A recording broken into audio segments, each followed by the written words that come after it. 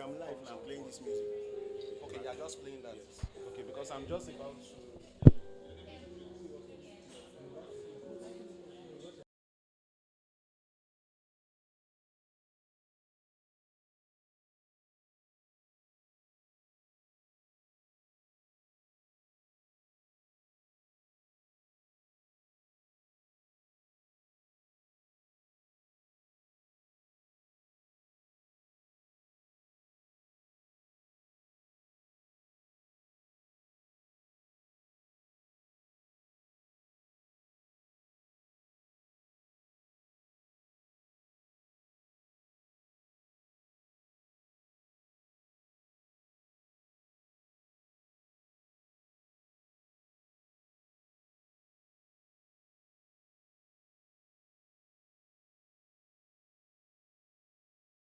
All right, my name is Alfred Jarikre, and I head brand and marketing at Temai.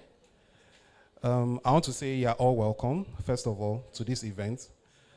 And I want to just prepare your minds. Some of my colleagues will be going around to check some of you in, so please do not be surprised when they come to you. And if you're at the back, please move forward because we're going live in right now. We're going live now. So please feel free, relax, be prepared. My colleague, Cecilia, will take it up from here. Cecilia, over to you.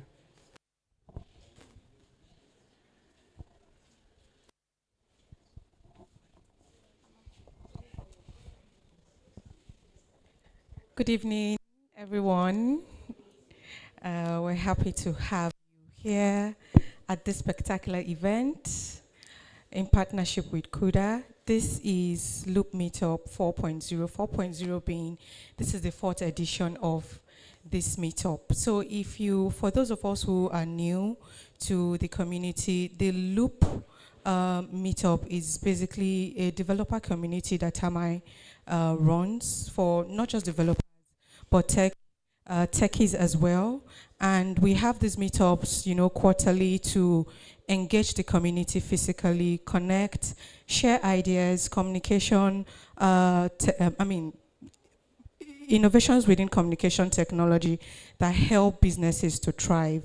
And that is one of the things that we'll be doing here today. And to make this more spectacular, we have the honor of being partnered with CUDA, who happen to, take customer centricity as their core, and that makes them, the best partner for this edition for this evening, or this quarter, as I should say. So I just want you to prepare your mind to be engaged, to network, to create, to connect, and to grow, which is one thing that we do passionately at the Loop community here at Tamai. So we have interesting lineup for you. And before that, let me just quickly walk you through what today's agenda will be looking like. Today we'll kick off things with a keynote presentation from Kuda Bank on driving innovation through customer feedback. And following that, we will also have a walkthrough session on Tamai. We'll be sharing updates, latest updates on Tamai Go, our mobile app, APIs as well. We also have a fireside chat with seasoned, exclusively selected panelists who will be walking us through. Give me a second.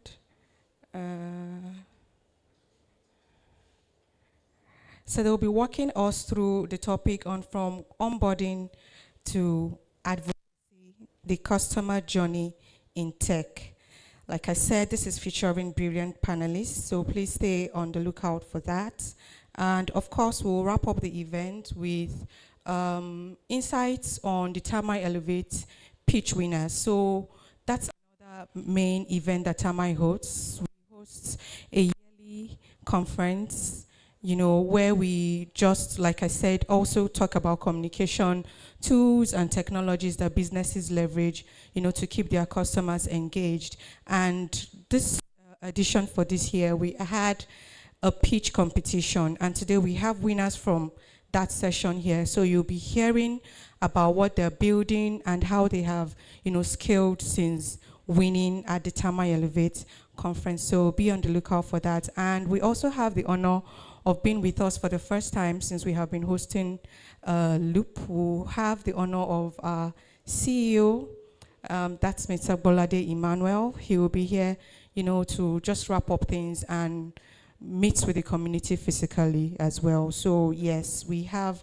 all of this. And one thing I want to urge us to do is this is, it's not like a strictly formal setting. We are here to connect. We are here to share ideas. We are here to, grow. So we encourage you that as the evening progresses, anything that strikes your attention, anything that calls, that resonates with you, we would like you to keep going, not just within the hall here, but also online. You can, share pictures, connect with your friends, connect with new people, tag us on social media with using the hashtag LoopMeetup 4.0. So yes, so thank you so much, and let's just go right into it. And join me as I welcome the head of customer experience at Kuda Bank, Elizabeth Ekanem, to give her opening speech. Thank you. All right. Hi, everyone. Good evening. Okay. I just came up with a little slide to speak to what we do to drive innovation through customers' feedback. And I know that many of us today, we as people in companies, we understand the importance of customers' feedback and how it helps us to drive innovation. But we'll just speak a little bit about it. I'm going to talk through, next slide, please, what customer feedback is. So basically it's just an introduction. What do we understand by customers' feedback? When we sit and build products and we're thinking about things to do in our different organizations, do we also factor in the fact that customers' feedback, we don't get feedback from customers, we can't grow that product. So for us, we understand that customer feedback is information provided by customers about their experiences with our product or the service that we offer. So as an organization, as people, business-minded people, what are you thinking about? Do you give the customers avenues to drop feedback for you? And if you don't, it's something that we should adopt, right? Because it's very important. Even small businesses, I know that I tell most of the people I speak with that even own Instagram businesses, you need to have a team that looks out for the feedback from customers because it's going to help you improve whatever you have to offer. Next slide. Okay. All right, so why do we need customers' feedback? It reveals the level of satisfaction your customers have with your product or your service, basically. So you can claim that you developed something very new and fantastic and everybody's buying into it and you have so many downloads when you go on Google Play Store and Google App, but you find out that after a while it dwindles. To avoid it dwindling, it's important that you periodically check with the people who have downloaded your products, right, your apps, and see how well they are using it. What are the challenges they have when they got into it? So if you find out that you're on a you're rated 4-star or you're rated 2-star, right? You know that whatever you have put out there is not like if people like it, right? But if you find out that you're rated 4, 4.5, 5, you say, okay, yes, all the customers that downloaded this app, they're interested in using it. And most of the time when customers download our apps, we expect them that they would give us regular feedback on the things that they are seeing there. So I download an app right now and I say, okay, I want to use this app to purchase something, an e-commerce app. And I find out that every time I try to log in, it logs me back out. So I'm stranded. And you're thinking, am I, all the millions that I see out there, transactions within my business is dwindling, so there's no reason so the level of satisfaction there is very poor.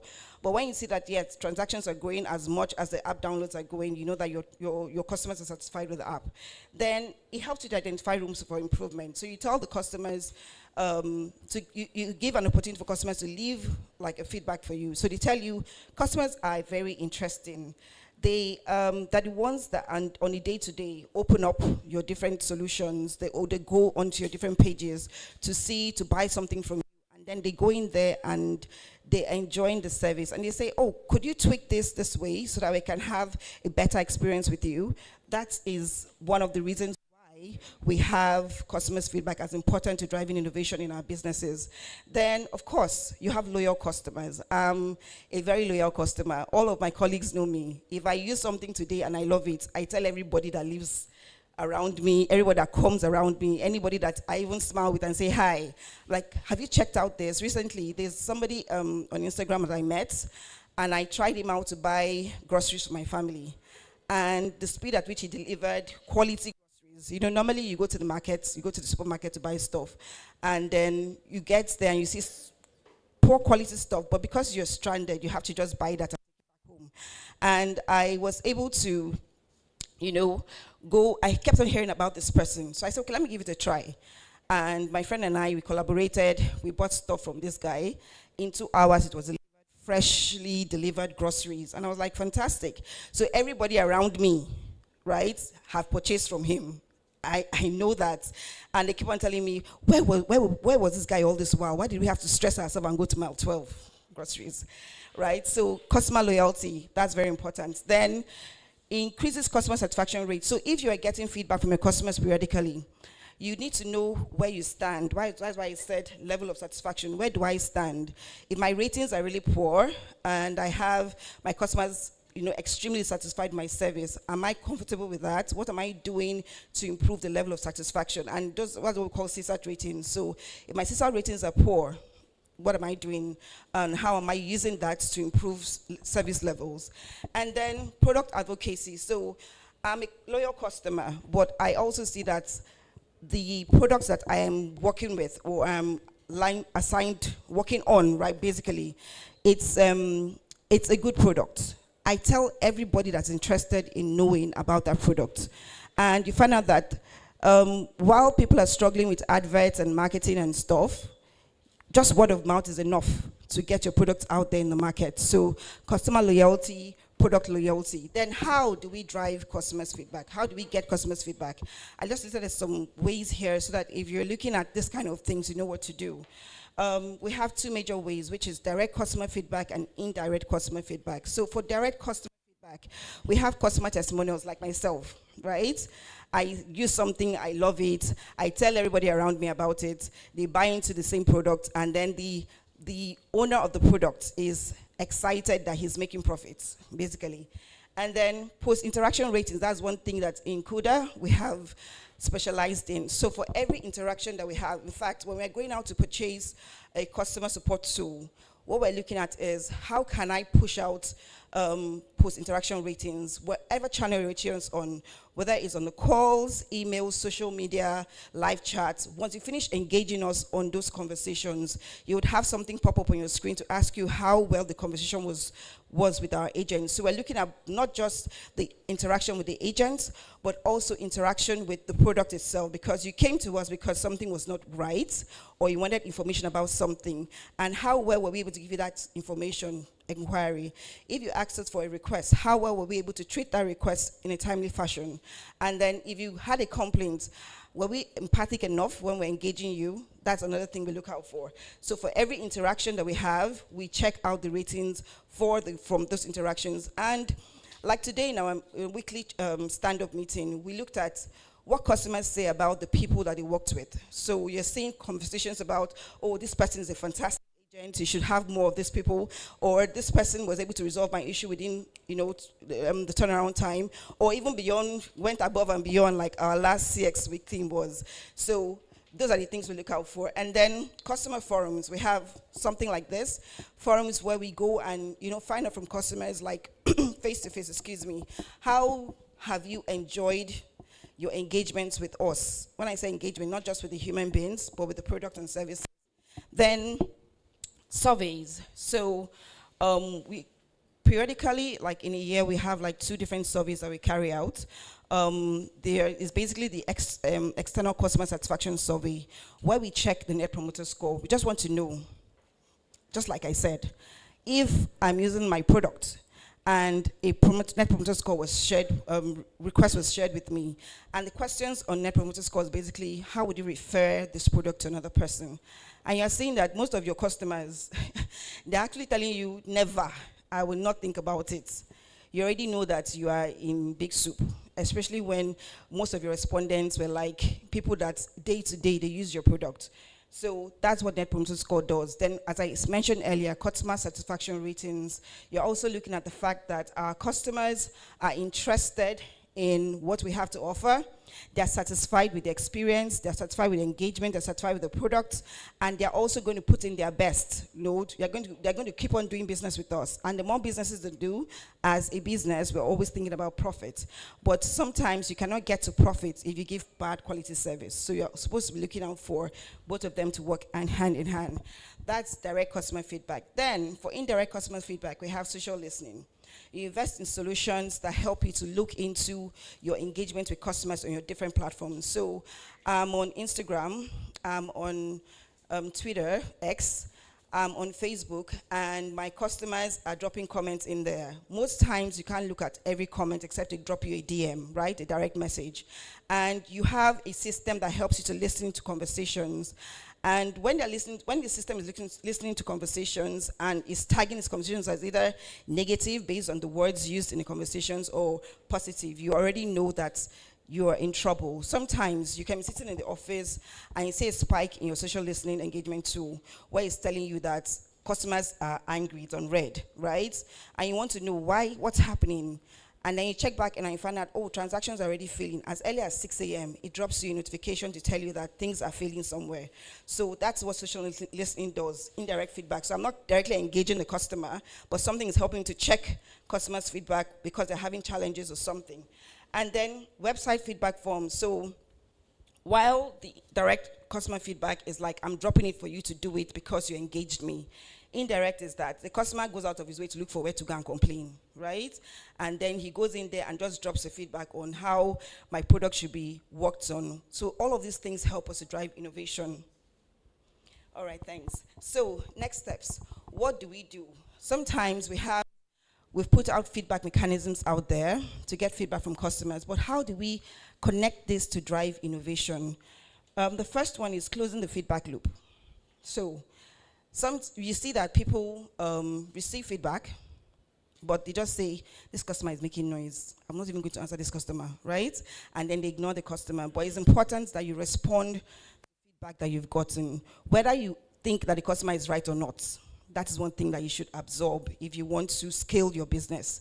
And then continuous iteration. So every time your team members, because for us, we have this connection with our product team and engineering team where once there's a new idea or there's a new feedback from customer, we share it with them, and then periodically, as they're making tweaks to the product, we're already involved in that engagement, in that conversation.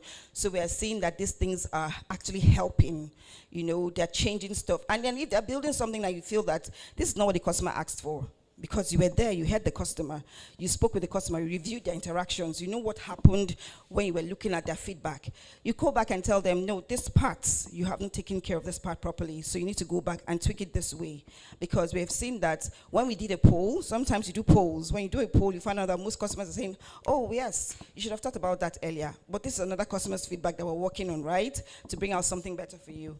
So we keep on testing. Then we act on customers' pain points. That's why we say service innovation, product improvement. So current existing products, you improve on them. Then sometimes they give you ideas on new products that's not out there, and you put your heads together and come up with something, a flow that works, and then you put it out there. So all of these things is what happens. Innovation, ideas come up from engagement with customers. And then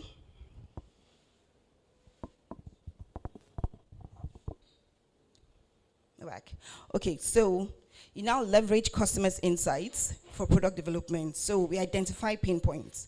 So the second point said acting on customers' feedback. But this one we're saying, how do we do this? You identify the pain points. Where are customers struggling?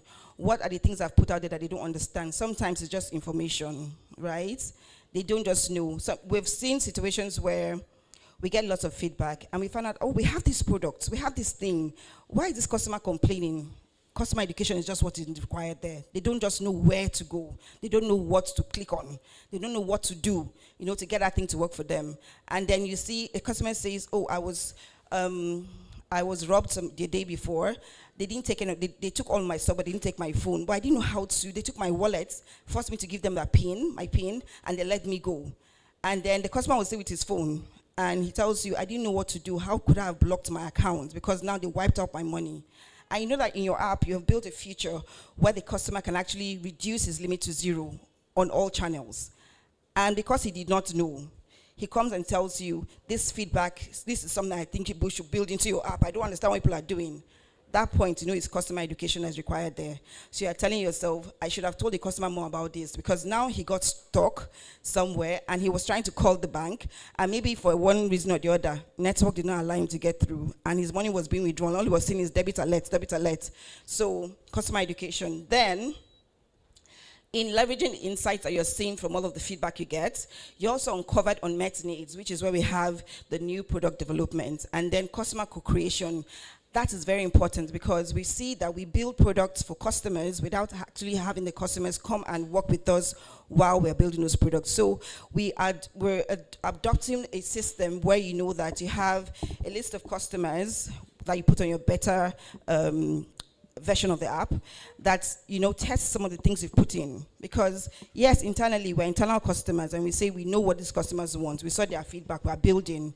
But at the same time, we're also thinking, external customers, they are the ones that are going to use it at the end of the day. This subset of people always give you periodic feedback, right? And I always tell people, a customer that does not complain to you has left your business. He's not interested with you anymore. Anybody that still has time to give you feedback are the ones that want you to improve, because maybe they have faith in what you have to offer. So when you ignore the feedback that you're getting and you don't act on it, or you don't collaborate with these guys to help you build a system that works, you find out that you look at your transaction volumes and everything is on the bottom, and you're looking at how I can grow my business. What can I do better, right? So all of these things, customer co-creation is very important when you want to leverage customer insight for product development. And then finally, you measure the impact of feedback-driven innovations. So they've given you feedback. You've worked on the feedback. You've built products, right, to, take care of the things that they've asked you for. And you're not checking to see. Even if you have a subset of people that have come to co-create with you and build something that works, you now find out that you are not checking to see how well this is sitting in the market, what is happening to everybody I've deployed it to. And once you don't track feedback-driven metrics like CSATs, like NPS, you like post-interaction surveys, you find out that you don't know what's happening with the new innovation. So as I said, it happens on existing products. It also happens as new ideas that you are building into your product. And then the feedback quality and volume. You've noticed that you're trying to get feedback on what you've built and you're not getting anything. You keep on pushing because you want to hear more. You can't say, I tried my best, my customer did not say anything. You look for different avenues to get feedback from customers, because every time you have an opportunity to get feedback from your customers, it gives an opportunity to build, to scale, to innovate, to think, to get ideas. Then that's where you measure your success rates. So what have I built? How has it impacted the business? How has it impacted my customers? How has it impacted the society? What have I put out there? Is it making my customers lose money? There are situations, there are scenarios where you come up with this fantastic idea and you say, oh yes, I saw it in one company in the US and I come and implement it in Nigeria, and Nigeria is a different ball game altogether, and you put this thing out there and customers are instead losing money because they don't have the kind of economic systems that those people have. So you're building something to fit into that system while you're in this climb. So you're supposed to be thinking, when I finish building this thing that looks so beautiful, how has the business, how has the society taken it? Has it made me to lose more customers instead of gaining more customers? All of these things help us. So innovation comes from customer feedback. Feedback because you put yourself out there to say, whatever beautiful thing I think I've built, How has it impacted us as a business? How has it impacted us as a society? How has it impacted my customers? Can I get more customers from this business or from this new idea? Or am I stuck with, going back to the drawing board to see, okay, did I make a mistake with this idea? So ideas, customer feedback, driving ideas. I want us to think about innovation is basically idea. What ideas do I get when I review customers' feedback? Do I even have an opportunity in my business to get customers' feedback? And if I do, what do I do with it? Do I have somebody who is ready to analyze the data that comes in from all of this feedback? And after I analyze the data, what do I just put it in my locker and say, oh yes, my customer said something fantastic. I went to Play Store and they were all happy. And if they were all happy, it looks good. Am I going to be stuck in that place? Or I'm also thinking about new ideas. What can I give the customers? I see that most of my customers are interested in this kind of maybe credit facilities. So I start with an overdraft today. Tomorrow I look at, my customers are mostly salary earners. I put in a salary loan tomorrow. Tomorrow I see, my customers are business owners. I put in a loan for them tomorrow for them to scale their businesses. You're always thinking of something new. And that's because you engage your customers often. So thank you, everyone. I hope I've been able to address that quickly. And I appreciate every one of you. Thank you.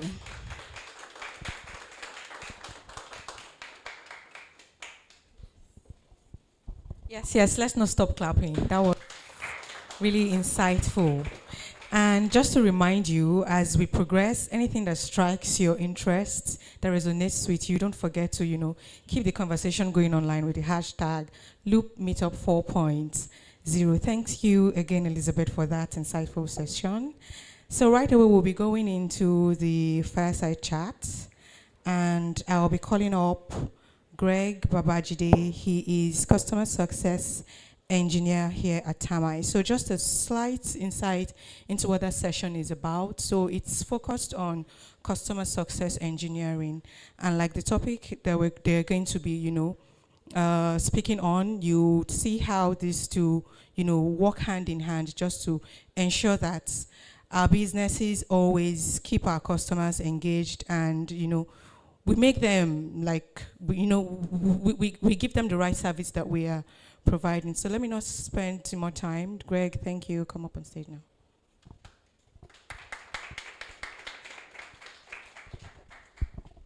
Good evening, everyone. A round of applause for the last speaker. Good evening, everyone. It's an absolute pleasure to welcome you all to today's session. Today's session is all about the customer's journey into tech, from onboarding to advocacy.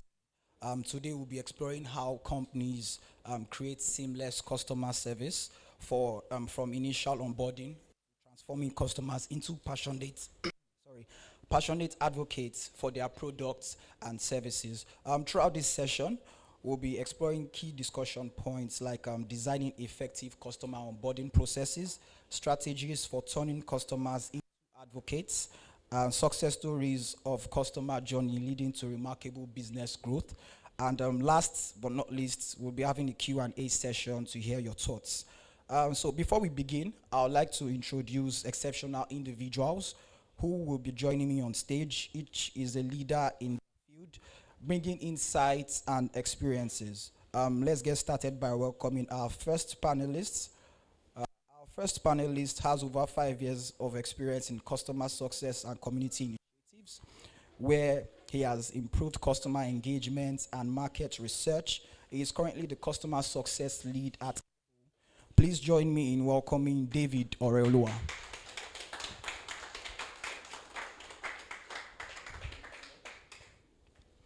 All right. Our second panelist brings with her over 5 years experience in building digital solutions and guiding products from ideation all the way to launch. She is the product manager coach at her tech trail, where she helps build tech for African women. In addition, she works as a product manager at BlinkPay. Please welcome Tolulope Okesanya. Our third panelist brings a wealth of experience with over 8 years dedicated to empowering business and consistently exceeding customer expectations. Our journey spans multiple industries, including fintech, transportation, insurance, lifestyle, and e-commerce. She has worked at leading companies like Eden Life and QuickBus as a global customer success manager and currently holds the position of customer support lead at Senua. Please join me in welcoming to the stage Judith Azong. All right, our fourth panelist has over 5 years experience in technical support, software engineering, and customer service. He has held leadership roles at Fincra as a lead developer relations analyst and support manager, and currently serves as the lead technical support engineer at Piggyvest. Join me in welcoming Efe Ebiroma.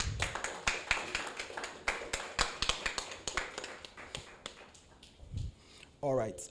Our final panelist is a leader in customer experience with a rich background in several industries. She currently serves as the head CX operations at Kuda, where over 5 years she has been driving growth and enhancing customer experiences through innovative strategies. Please join me in welcoming Nora Iko.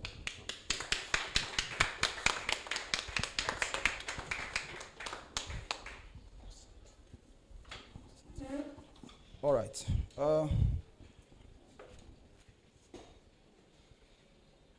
Sorry.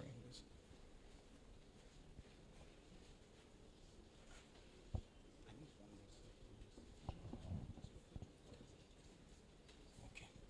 All right.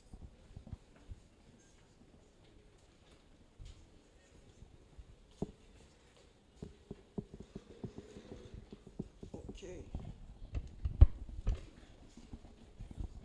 All right. So before we kick off today's session, I would like to start with fun questions. I would like to hear from each of you. If you could have dinner with any public figure, who would it be and why? Ife. For me, Ronaldo. Ronaldo. So why Ronaldo? Ronaldo inspires me, right? And he's the best, actually. Just with him like this, right? I don't need to say much. I will just be in the moon. Okay. So for me, it's Ronaldo. Ronaldo. Any day, anytime. Any day, anytime. Okay. Yeah. Cristiano Ronaldo. Thank you. Okay. All right, Judith. At the moment, Victor Thompson, because his music is very healing for me. So yeah. Okay. Nora, Okay, Gabrielle Union. She inspires me. how does she inspire you? She's just something about her. She has this aura, like, I don't know how to explain it, but she just inspires me, really. I can't exactly put it. A way of life, yeah. I guess. Not exactly her way of life. It's just the way she lives, the way she carries herself. There's barely any, what's the word? There's barely any scandal. Okay. And, you know, the way she values family and her job, really. Oh, that's nice. Yeah. That's nice. Mine will be The Weekend. Okay. Yes, Weeknd. The Weeknd is a Weeknd. group now. It's a group now. Is an artist. Oh, okay, artist. Yeah, okay. The Weeknd will be. Yeah. Yes. Okay. So Why The Weeknd? his music has taken me through the years. Okay. I know. I remember listening to his music right from like when I was in uni, Okay. and every time I listen to lyrics, there's always something being said to me. So I like that. Like that. Okay. Yes. All right, David. So mine will actually be two people, and I know you asked for one, so but two people. So to be a panel session like this as well. Mine will be Trevor Noah and Simon Sinek. So Simon Sinek, because he's an author and his mind is just very sharp. So I want to like. Then Trevor Noah, because of his life experiences, the things he's gone through, and being able to learn from that. So yeah. Oh, okay, that's great. That's great. Please, a round of applause, please. Okay, so let's move on to our discussion with the first topic. The first topic is designing effective customer onboarding processes. We know that onboarding is crucial because it sets the tone for a customer's entire journey with the brand. I'd love to hear your insights on what makes an onboarding process truly effective. I'll start with David. So, what makes an onboarding process effective? The most effective, I mean, it depends on the platform, but generally speaking from a fintech perspective, the most important metric when it comes to onboarding for the average fintech is the time to value. So how quick can they go from signing up to actually maybe saving money or investing or setting up a subscription or something like that? So that's the most important thing, the time to value ratio. So in my own experience, what I've discovered really helps with that process is to reduce the number of forms that they need to fill. So for example, reducing the number of fields, all those questions. You don't need to ask about address and all those other things. You can ask them later. Let them just sign up, let them get on board, let them see the platform. Then of course, when they now get to the place where they need to maybe input money or like deposit money to their wallets, they can now do other things like finish up the KYC, because at the end of the day, there are regulations. SEC is there, CBN is there, Sure. and if you go through all those things, they'll come for you. So yeah, so time to value and reducing the number of forms or fields that they need to fill. Thank you very much. Okay. Tolupe. My first go-to building, regardless of whatever product, is understanding the market. And like you said, time to value, making sure that you don't choke your customers. And if you understand the market, you understand the product you're trying to build for, you would just stick to building things that are simple, fast, and short. Because you're trying to get the customer, you're trying to say, okay, if a customer comes, because the average attention span of a user is from like 1 to 2 minutes. So I'm thinking, what can I do in that 1 to 2 minutes? How can I get them on the platform? So I was saying, I'm looking at the market, I'm trying to understand what type of customer I'm building for, and all of that. All right. Nora. Okay, so you need to first of all simplify the onboarding process for your customers. Be very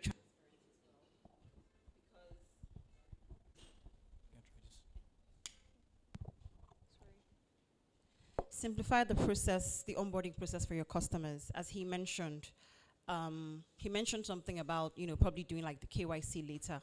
I feel like for an onboarding process, you can actually do everything within 5 minutes. Like for example, fintechs, right now you have to add your BVN, add your NIN, add your address, get it fiscally verified. I think that fintechs should think about how to, and he mentioned time to value, should figure out how to properly create that good user experience for customers where you get to do everything within 5 minutes. I've actually opened an account within 5 minutes before and everything was done like immediately. So simplify the process and be transparent with your customers. Because if you're not transparent, trust me, maybe 1-2 months down the line, a customer is saying, oh, you didn't tell me about this. You didn't tell me I was supposed to add my address. You didn't tell me I was supposed to add my BVN. Be transparent. Break everything into granular steps, because again, we have customers who are in, probably remote areas who barely understand, English or are a bit not too literate. But break it down into granular steps.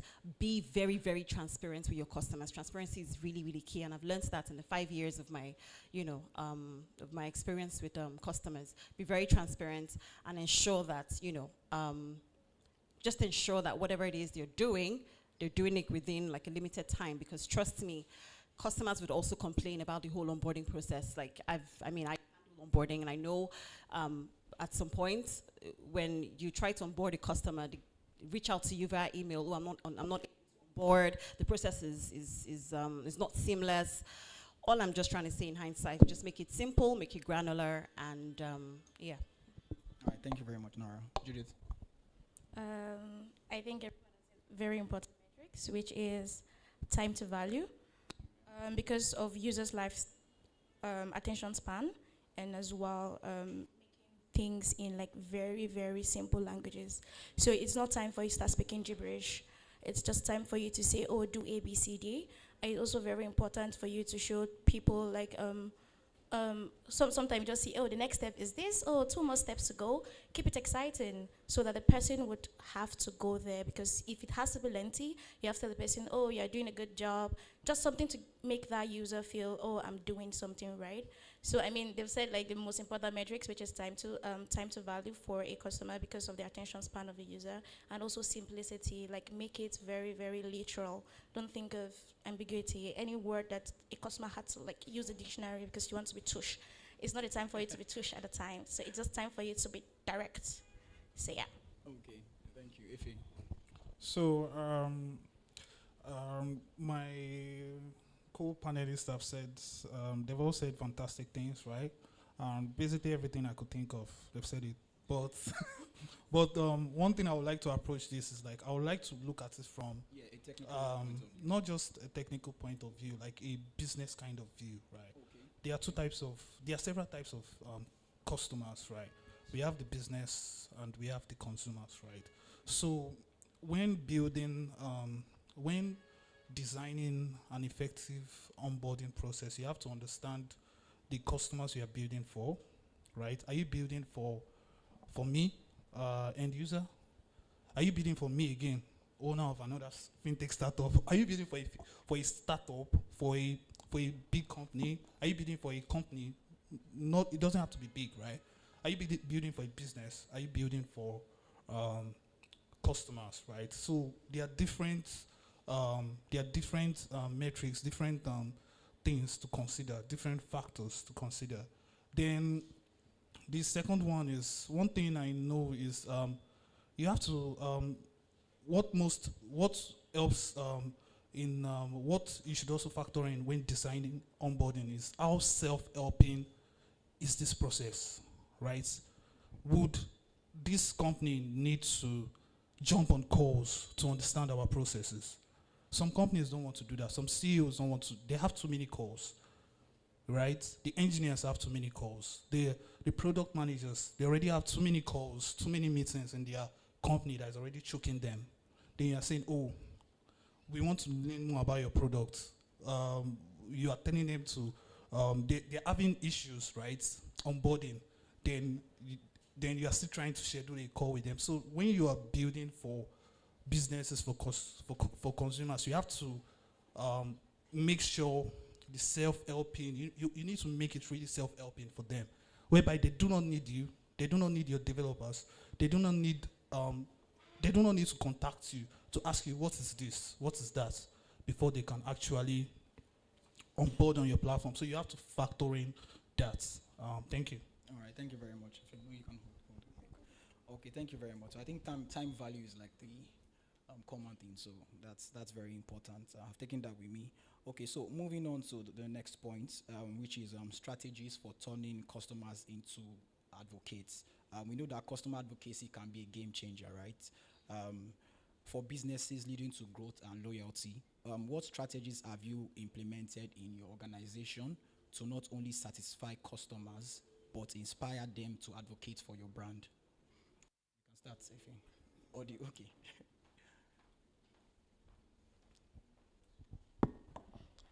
Thank you so much. Again, based on the type of business you're building, I'm just trying to think which should we use. So one thing users always resonate with is being heard, especially for startup. If you're starting something and your users feel that, oh, we are building this together, your feedback is reflecting in the business. So when you gather feedback from users and you implement it, it's very cute for me to see an email from a company saying, hey Judith, you did A, B, C, D, and this is what we've done with your feedback. So what happens to that user is he feels he belongs to a community of the product you're building. So automatically you hear him go out and say, oh, hi, I got an email from here, or just like a random conversation. So that is that person pushing your brand without knowing he is doing that. So it's just seeing angles at which you make your customer feel included in your business. That would be what will promote them into like promoting your business without you saying, intensifying any efforts from that. Thank you very much. Okay. So there was something you said about, effective practices for onboarding. You mentioned businesses and customers. I mean, a business is a customer. A customer is a customer. So even if you're creating any, onboarding, process, it's for both. I mean, they're both customers. Techniques in turning customers to loyal advocates. There are quite a lot of things you can do to turn customers into loyal advocates. First of all, the way you communicate with your customers. Like at Kuda, we personalize our conversations. We have chatbots, that we use to... Or from Kuda. Yeah. So where we have like chatbots that handle like 24/7 inquiries, and it's freeing up like human agents or our reps to actually respond to these customers and resolve their complex issues. Then, as Liz mentioned, we also have like post-interaction ratings, and those post-interaction ratings, they're very key because we pick each and every one of the issue that the customer has complained about. We use that to identify the pain points. We use that to improve our processes, and we use that to even come up with even better products. So your customer is like the backbone of your brand. Whatever it is you're doing, I mean, there's a thin line between the balancing your customer satisfaction and your business. If, for example, a customer reaches out and wants something out of the ordinary, but you cannot compromise on your company's policy, but you shall have to find a way to satisfy that customer. So you have to find a delicate balance between the two. Customers are, and there was a speaking engagement I had last year. Is the customer always right? The customer is always right, but it's a caveat. That's something that, because when I had the speaking engagement, I wasn't exactly sure, because I'm like, the customer is always right, but I thought about it, the customer is not always right, because you can't compromise your company's policies, procedures, just to satisfy a customer. You can't do that. But you just have to find that delicate balance between managing that customer, ensuring that the customer is satisfied, and not compromising on your business's procedures, processes, or principles. A customer might say, oh, I want to increase my limit to 100 million. But as an individual, we cannot, increase that for you. So what do? We find a thin balance. Okay, this is what we can do for you. Will this work? If this will work, do. But just ensure that you do not go above, or rather you don't have to compromise. I mean, because at the end of the day, it's your head that will be on a spike. So again, personalizing. I started at Kuda as a CX, I was responding to customers, and till date, I still have like personal relationships with my customers because I go above and beyond. Like I basically I would extend it to WhatsApp just to ensure that their issues are resolved. Do not, and there's one thing that, when customers reach out, and I don't know, that's probably CX professionals who are here as well. When customers reach out and they start, especially on phone, and they start to talk, they can actually hear you on the phone if you're paying attention to them or not. There's this, okay, I'm with you. I did that once, and trust me, the customer could actually hear that I was uneasy on the phone. But, I use that as a learning curve. But what I'm just trying to say is there are different ways that you can actually make customers your loyal advocates, personalize conversations with them, go above and beyond for them, use their feedback. Their feedback is very, very important. That feedback is very key. Trust me. They might be dropping that CSAT rating for you. They'll probably think, oh, you won't look at it. Take a look at that feedback. Trust me, implement it. Customers will come back to tell you that, this thing now works. So basically, just have customers at the forefront of your business, because without your customers, there's no business. All right, thank you very much, Nora. Tolupe. Yes. So I'll speaking of what she said, which is the customer's feedback is very important. But I'll speak from a product perspective. So saying, turning a customer to an advocate, I think for me is building what the customer wants alongside, like in line with what the business goals. So it's a play of customer and business. So for me would be, I get the customer's feedback. And so for example, a customer tells me, oh, I need to be able to save. And seeing that like 4 or 5 people are telling me, oh, why can't I hold my money? Like, why can't I just keep my money there? For me to keep you advocating, I would listen to your feedback and build around like your feedback. Just building like what the customer wants, but also not like putting like your business in jeopardy. Like that's very important, especially if you work like in the payment and fintech space. So I think for me, from a product perspective, is building what the customer wants, constantly iterating around the customer's feedback has turned lots of customers to advocates for me based off of my experience. Thank very you. much, Olope. David. Okay, so generally, the way I see advocacy, turning your users to your advocates and having them being the promoters, the most important thing is for you to have consistency. So consistency is the way you build loyalty, even in real life. You have your friend that you know that, okay, if you always say, I'll pick you up at 9 p.m., your 9 p.m. is 9 p.m. So over time, you build that trust. It's the same thing with your users. Your users know that any issue that they have, you're going to solve it in less than an hour. And that less than an hour has been consistent over the years. So it's very key for that to be the general theme in all the CS processes. Now at Keble, what we do, how we take the advocacy step further is that 4 years ago, we started a community. So because what we do in the investment space was so novel back then, there's a lot of people in that there's not a lot of people, but there are one or two other people doing that in that space as well. But back then, we're first, and it was not really an offering that was common. So the whole idea of the community was, Nigerians don't really understand investing. Let us create a community where we can teach them about personal finance, about investing. And that community over the years, that's like 4 years ago, so over the years it has grown, it has blossomed to now be both a community for learning and also a community for showing our users that, yes, we are present, yes, we are consistent and everything. So what that has done over the years is to create a loyal band of users. We've had situations whereby somebody who just joined will be like, oh, these people are scammers. And you see like 20 people replying them that we have been here for 3 years. These people have taught us personal finance without charging us anything for 3 years. Me, myself, I have put $200 and I've cashed out. Okay, don't say cash out because that sounds like a bet. but I've earned on my capital over those 2 years. Like I am living proof. See, and I don't work for this company. This is me. This is who I am. DM me if you need more proof. That kind of thing. So the community has really helped to bolster that advocacy.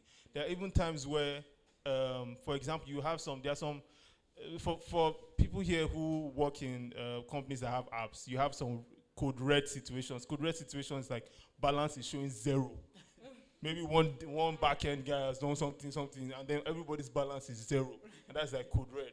And everybody's like, I think it happened to Kuda one time like that. I remember it was national news. So because that community has been there, people can be like, these people have had app issues before now. Yeah. Yes, and they've solved it in less than a week. So this thing is just app issue. It's a bug. In fact, some of themselves will turn to there was a particular situation whereby there was a software developer that broke down. I was telling us that tell yourself software developer to do this and this and this. Say, So my whole point is that is our own way of driving advocacy, driving loyalty, connecting with our users, even on a granular level. Thank you very much. Thank you very much, David. Ife. So one of the things I would like to also touch on this question, right? Getting your customers to be advocates of you, right? One of them is empathy, right? So I will come from two sides again, right? From like the Piggyvest user, right? Okay. You have a situation whereby we've seen cases whereby customers would be like, oh, we love the way you responded to us, right? We love your tone, right? Right? You have these customers feeling like this customer is actually chatting with the customer service person, but this customer is feeling like, oh, that's my brother, that's my sister there, right? Responding to me, right? Why? Because you have the tone, you have the way, right? Right? You have the way that they are both conversing, right? They are able to empathize with this customer, right? Oh, this customer funds have been probably locked for like a day or so. Like there's this empathy that happens, right? So one of the things is customer want to feel like, they don't want to feel like, oh, they are discussing with a robot or with someone that really doesn't care about them. So you have that, right?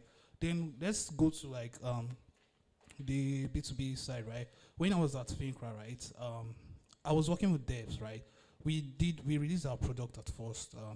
We had the documentations on Postman, and that was it. Just Postman. If you're a dev here, you would probably understand, right? Just Postman description, right? Oh, call so and so endpoint. You get this, right?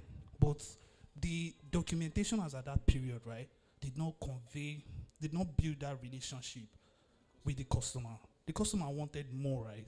Like, oh, right. Some of you have used Paystack docs, right? I know, but you see the empathy, you see the tone they speak. So we had to go, we had to research, we had to move, right?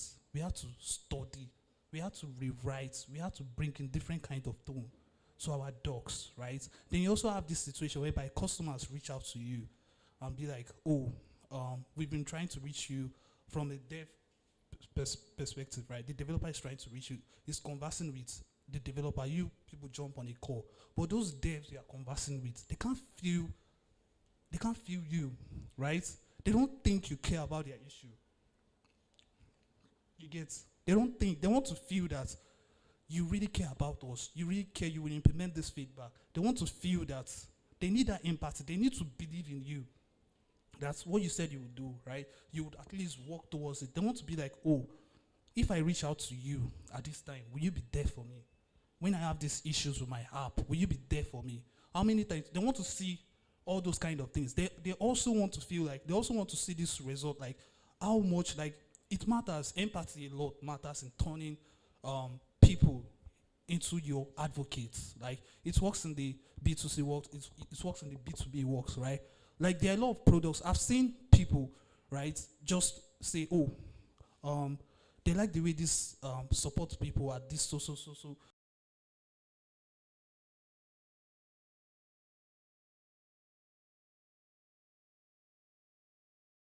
They're there for us, right? It happens like no one is perfect, right? But at least empathy goes a long way in turning customers, developers, and co into advocates of your product. Thank you. Thank you very much, Efe. I think emotional intelligence is the word actually. Yeah, that's very key. So let's dive into real success stories of customer journeys. So could you share a particular customer journey that stands out for you and explain how it contributed to the organization's growth? You can start. Anyone can start. You want to start, Judith? Okay, go ahead. Customer journey. I'll start with Eden Life. Okay. So no, don't just give one. At Eden Life, I was the first onboarding specialist at Eden Life. So at the time that we realized that our users would just like stay at sign up, and they don't get to maybe select a plan and all of that. Then I transitioned from customer success to onboarding specialist. So what we did at that point is we called those users. We called over 2,800 users to understand why, right? We understood their pain points. We understood that they had a lot of information, just like we just tell them, this is how much meal is. We do cleaning, we do laundry, we do A, B, C, D at the same time. So what did we do? We had to like build the whole product again on Flutter, right? At this point, we also build a different like onboarding flow, meaning when you sign up, we're not just bombarding you with a lot of information. When you sign up, you just get like a welcome. When you click on meals, you get like tailored emails that's telling you about meals. When you click on laundry, you get like things around laundry and how these things makes your life easier, right? And another thing that was not very clear at the point was how much the service costs. You can see the total amount of money you need to pay, but you can't see the breakdown. So you're like, oh, wow, this is this is super expensive. At the time, it was 55,000 naira for 20 meals in a month. That's like 5 meals per week. Everybody like, oh, I can't pay 55,000 naira for 20 meals. But when we were done revamping, we had a lot of people coming because when we tell you you are paying 2,750 naira per meal, inclusive delivery, you'd be like, oh, you know. So we now did the breakdown, and people like, oh, actually, Eden is very, very cheap. And before we knew it, it's our same people say, oh, this is what you didn't do. It also included trial. We started like with trial, then we don't have anything called trial. So all I'm saying is we understood the users and then build a product that was working for them. So yeah. Thank you very much, Judith. Nora, do you have? Okay. So Lope. One, I can start with like an experience that. Can you take the question again? Okay, just share stories. Success stories. Okay. One very daunting experience I had, and which was like very recently, and we did an integration with Alipay, right? And the idea was to let people, businesses, or individuals send money to China. And after we did the integration, I think I concluded this integration late last year, just right before the year wrapped up. And I mean, we were live, it was okay, until there was like a very standing experience where our sales associates went to Lagos Island Market and spoke to a particular trader. And the trader was like, okay, you want me to send money to China, but okay, even if I bring this money into the app, how am I sure the exact amount or the exact figure in CNY, right, that I'm sending to my supplier? And that feedback was brought back to us. That's like the product and the engineering team. And we thought about it. So what is it and what can we do? Then we decided that, okay, for you to be able to see how much you're sending, we're going to give you a wallet. That's a CNY wallet. So you bring in your Naira, you convert to your CNY. And that's single-handedly, upon launching that, in 3 months, we did over $1 million like in CNY transaction in 3 months. So that's like one very daunting experience with like a customer that I've had that has changed the trajectory of my products, that has brought in revenue, and like just based off of one customer's feedback. So that's like my experience. That's actually great. That's actually great. Do you have? I'm sure you have many. Okay, so Manu, we're going back to the onboarding. Okay. So originally, when we, for your platform, for your company, you guys will have 1.0, 5.0, 6.0, 2.2, and everything. So when we did one of the 0.0s, before that, we had like a 7-step process for onboarding. So it was like a circle. So when you go there, you do step 1, fill in, step 2, fill in, step 3, and all that. So we noticed that there's a lot of people just drop off after like step 3. So we're able to now simplify that to, and that's what I was referencing earlier. So the way we did it was that you do your normal sign up, login, you first enter the platform. Then if you now want to do any major transactions, it's now when it will flag you that go do KYC, CBN, all those stuff. And what the impact of that was that we saw a 30% increase of people investing faster. You understand? So from that process, so that was a very major. Then another thing is just being proactive. So there's I don't understand the dev side of it, but there's a tool that the boys they cooked inside. So it kind of links Discord to the app. Okay. So you can see everything in like real time. I don't know, anybody that's a dev here, you can probably explain. I don't know the magic behind it, but it's wonderful magic. So what that does is that, for example, if a user comes on the platform and like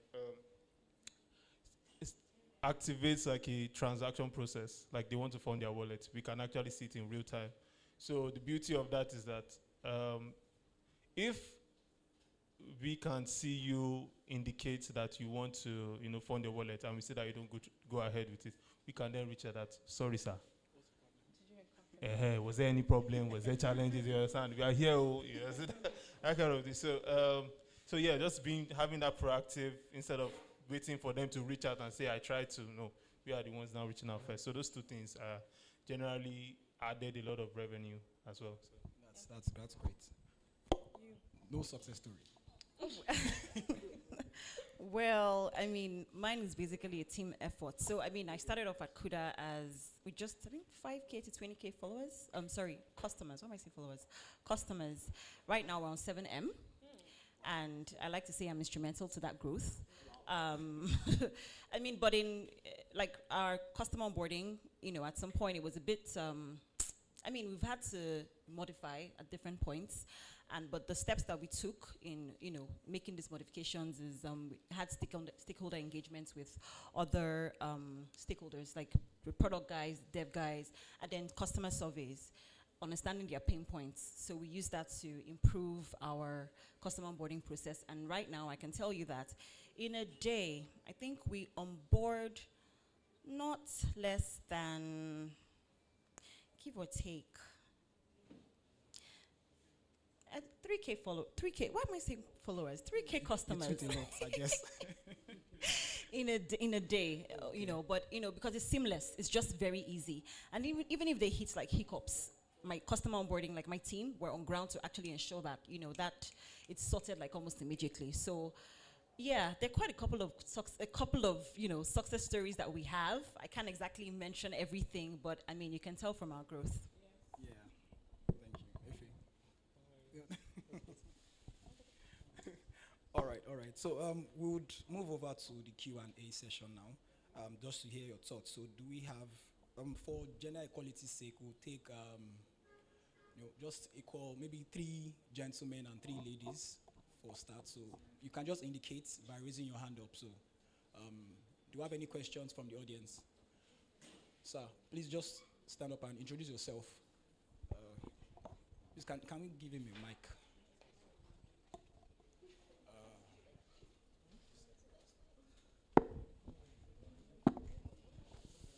Good evening, everyone. My name is Joshua. I would like to narrate an incident.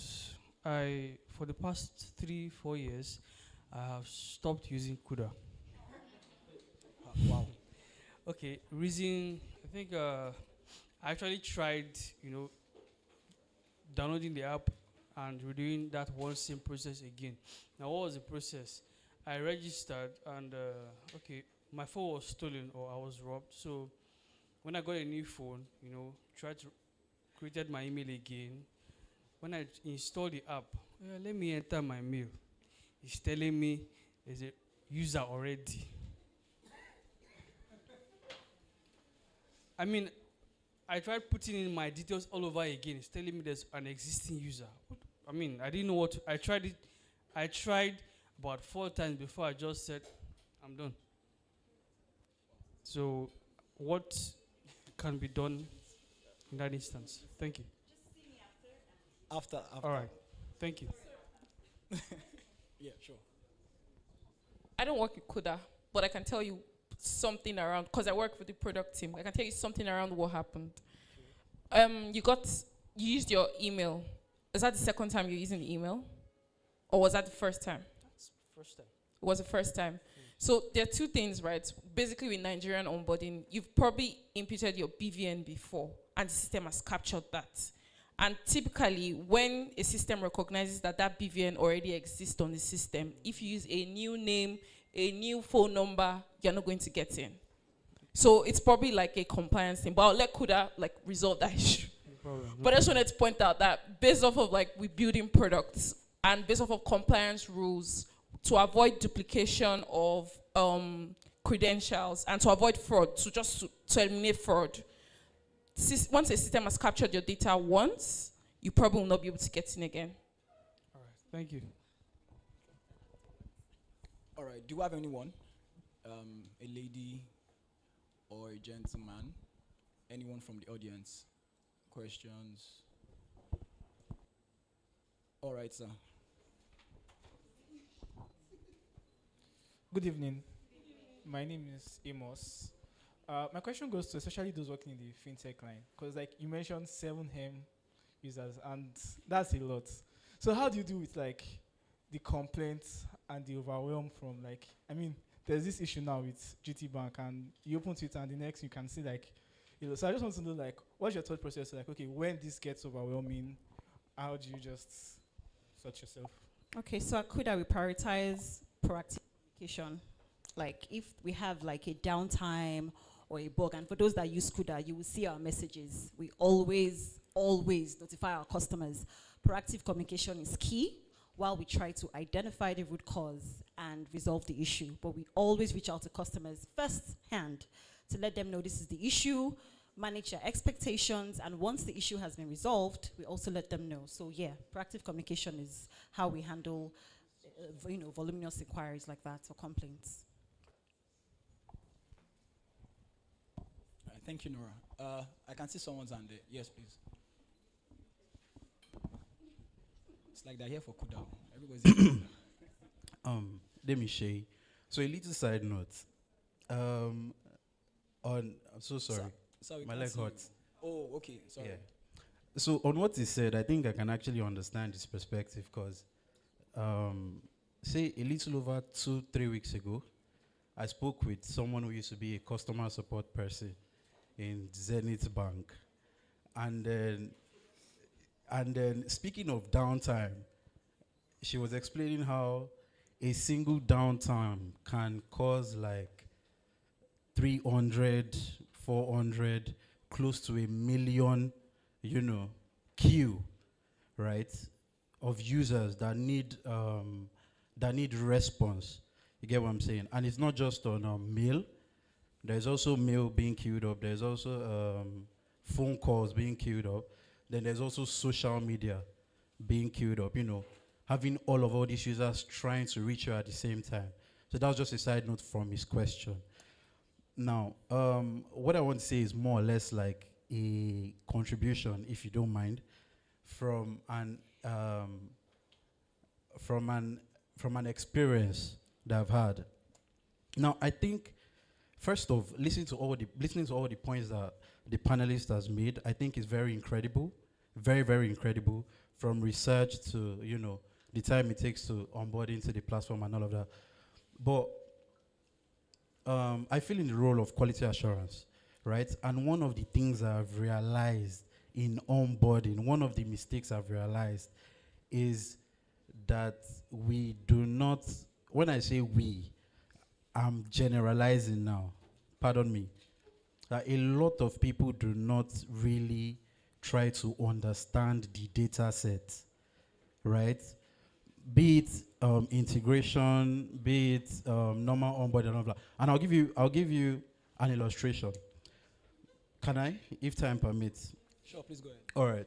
So we're digitalizing this private university, and then we're digitalizing their transport system, right? And then, the team has built a beautiful app, yada, yada, yada.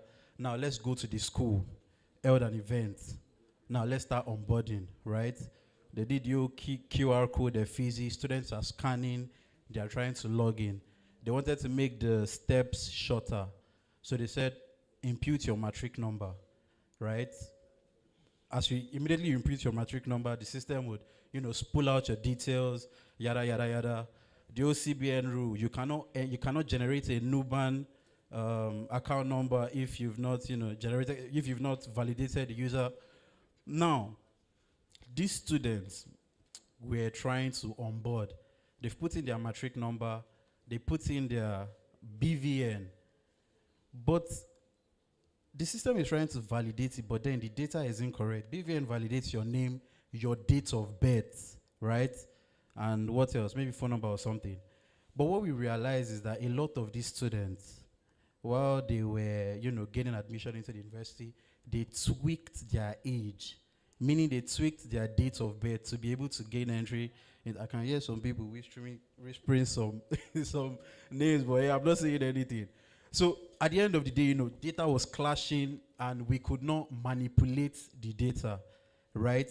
So give or take, we were able to do how many successful onboarding? Maybe close to 200, and it was just bad. It was chaotic, right? So I think one of the key areas in onboarding is understanding the data sets, be it integration, normal onboarding, or whatever. Yeah, that's it for me. Thank you. Okay. Yes, please go ahead. Good afternoon, everybody. All right, so I just want to know how CUDA works, because I actually use CUDA. I use CUDA. I'm a very, very good customer of CUDA. I've used CUDA for so many years now.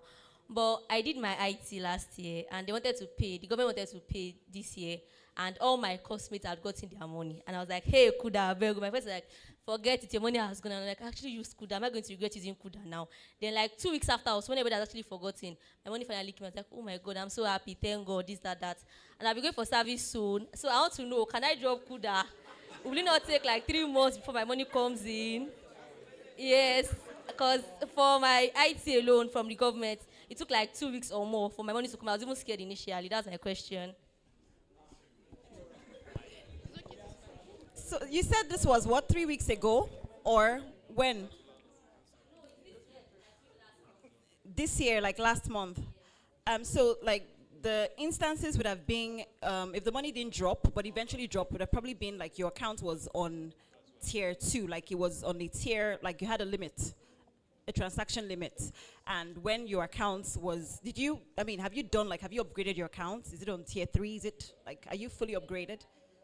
It's on tier 2, that's probably why. So you probably received funds that was higher than the limit. But since you said you're still on tier 2, there was probably, because there was a time when NIBS had a downtime and there was like a delayed transaction, like inflows. So once that was resolved, the money eventually dropped. But 2 weeks is a long time. So if you just see me afterwards, you can figure out why that happened. You guys are casting me today, Sha. I think, Nora, you mentioned something about taking Hello? customers' conversation to WhatsApp, right? So maybe. So, any other question? Yes. Yeah, thanks for the fantastic panel.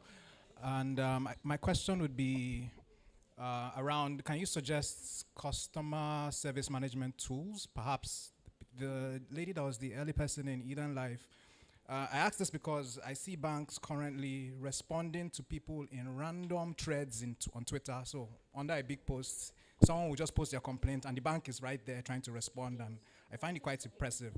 That's probably a high-end tool. So if you could suggest tools early stage founders could use to manage customers across channels, and then probably more advanced tools late stage companies can use to manage customers. All right, thank you. Early stage founders, I say you should go for something that you can afford, which is Zoho. I don't know, I always promote them because they are very, very cheap, right? That's Zoho. And also you could it's a CRM, they have a CRM. Omnichannel, yeah. You could just put all your transaction in thread, even if it's a DM, WhatsApp. I think they just literally just actually they are releasing another feature whereby you could actually reach out to users with WhatsApp via WhatsApp, upload their numbers, and then reach out to them via WhatsApp as well. So you could use Zoho as early user. We have Zendex as well. Zendex is very good, but if you're going to do in terms of pricing, Zendex and Intercom, they're also very, very good. And I think she also wants to contribute back to this. Yes, actually, you can use Intercom. There's Fresh Desk. Again, it depends on your budgets, but those are really, really good omnichannel tools. You can use social media, email, live chats, phone calls. You can do everything. For voice, you can use Xcali for voice calls. But yeah, those tools are very, very effective. All right, good evening, everyone. I'm Collins. I work with a SaaS company.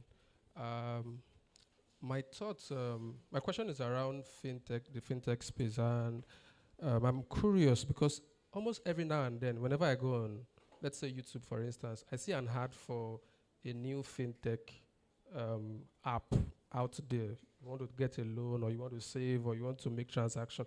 So my question now is, how do you maintain your uniqueness as a brand in that space? Because almost looks like that fintech space is becoming saturated, or probably because there's a lot of funding in that space.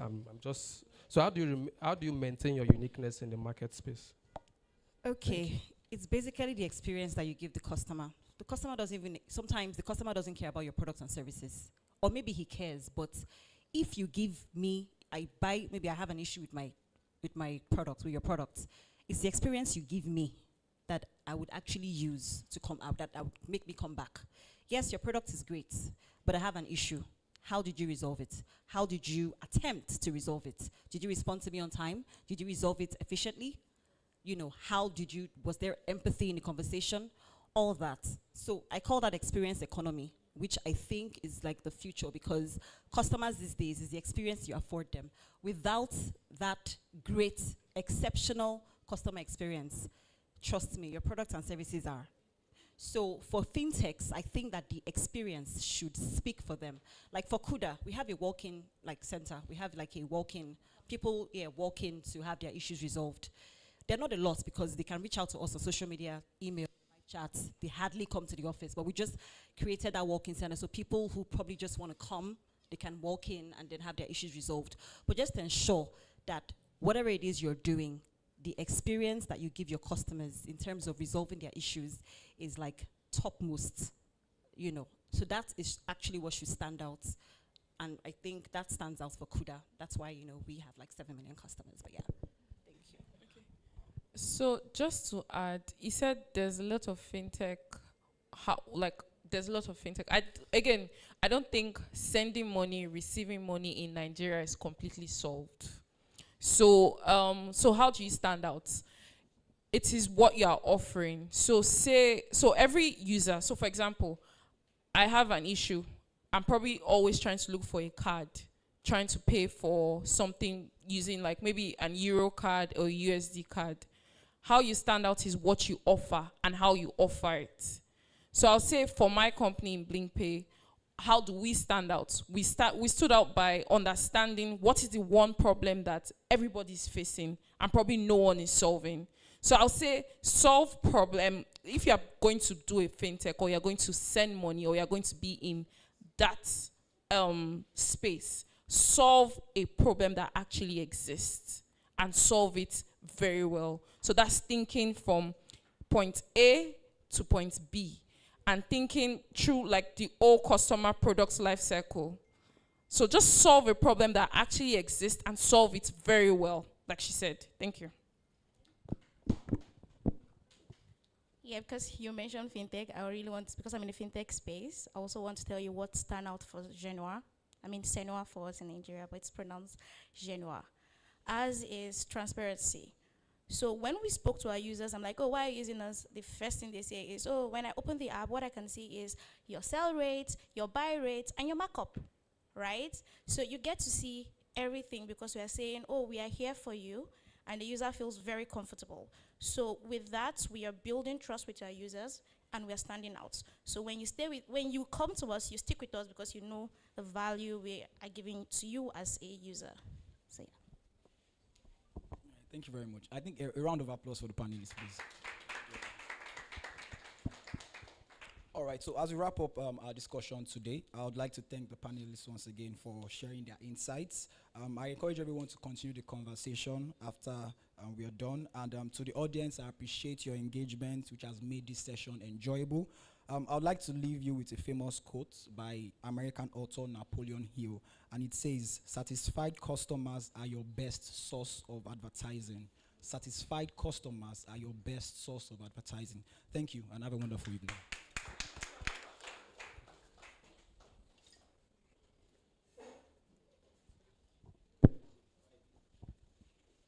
Okay, we're not supposed to be done clapping if you found that really engaging. Yes, thank you for that interesting session. So quickly we'll be moving on to updates on Tamai, and we have our product managers here to just quickly walk us through new things that we have building up at Tamai here. So let's have you on board. Toby, yes, thank you. A round of applause for her, please. Hi, everyone. Good afternoon. Okay. Hi, everyone. Good afternoon. All right. I'll be talking to us. My name is Toby Fatunde. I'm the product manager for Sotel. I'll be talking to us about a new product called Sotel eSIMs. Okay. Can you guys hear me? All right.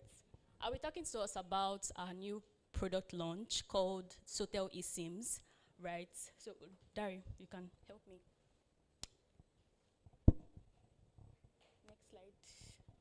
Okay, pretty much, Sotel is a subsidiary of Temai, And at Sotel, right, we are a technology company that provides businesses with cutting-edge technologies designed to drive the next generation of voice, data, and eSIM technology, right? I earlier mentioned that we just launched our eSIM products, right? So at Sotel, right, we are not just focused on providing this eSIM solution to end users, right? We are focused on, or let me just use the word enablers, right? We're enablers in the sense that we provide our eSIM APIs to, various businesses like fintechs, travel agencies, travel companies, and the likes, right? We are a proud subsidiary of TMI, as I earlier mentioned. Sotel combines its innovative spirit with TMI's established expertise to deliver unparalleled service reliability. Our goal at Sotel is to empower African businesses with advanced voice communications tools also. So aside the eSIM solution, we also have a voice call center solution, right? But that's not the focus for today. I would only be talking to us about the eSIM solution, pretty much. Next slide, please. Okay, we provide this service in over 180 countries. So if you are traveling to the UK or traveling to the US or Kenya, Ghana, or even here in Nigeria, right, you can easily make use of our eSIM solution, pretty much. Next slide, please. Okay, so what can our products do pretty much? What makes us stand out, right?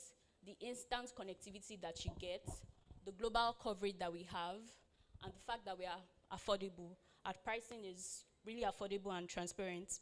And of course, our 24 hours support, thanks to our, customer service team.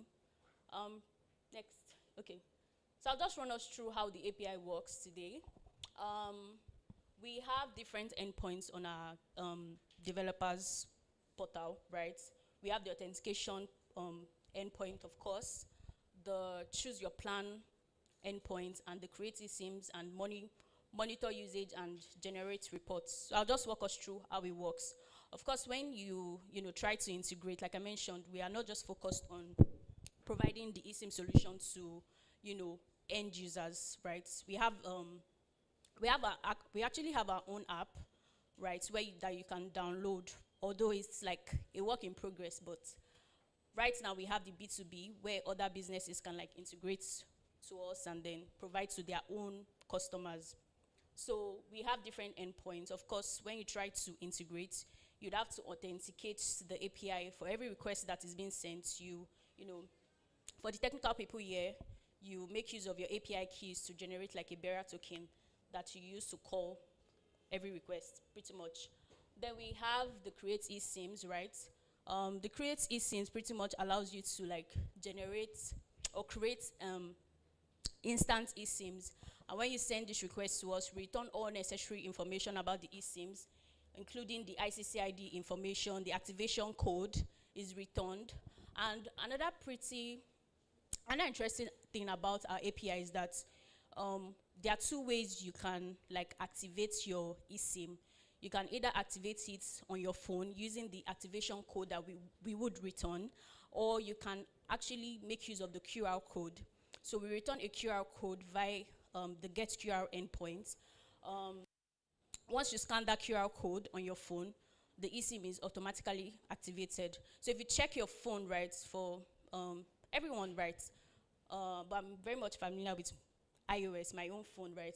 If you go to your settings, you are able to see the part that says add SIM, and you would see two options there that says you should activate it manually or by using the QR code. So if you are going to activate it using the QR code, right, we always return the activation code like I mentioned. So you just type in the activation code and then the eSIM is automatically activated, right? Or you make use of the QR code, you scan the QR code, and of course the eSIM will be activated on your phone. Another interesting thing, right, we provide the usage endpoints that pretty much allows you to monitor the data you've used so far as against what you purchased, what you actually purchased. So giving you like real-time insights into your data plan, right? And for the next one, right, generate reports, right? Of course, I mentioned that we are providing it to enablers, right? So we try as much as possible to make sure that the experience is as, seamless as possible. So we know that there will be different like use cases for different businesses for the eSIMs that would have been generated. So we provide you like detailed reports to, track and maybe do like other due diligence processes on your own end, pretty much. So if you're interested in, trying out this API that we've, launched, please visit developer.temai.com/eSIMs if you want to go directly to the SOTEL documentation. Thank you very much.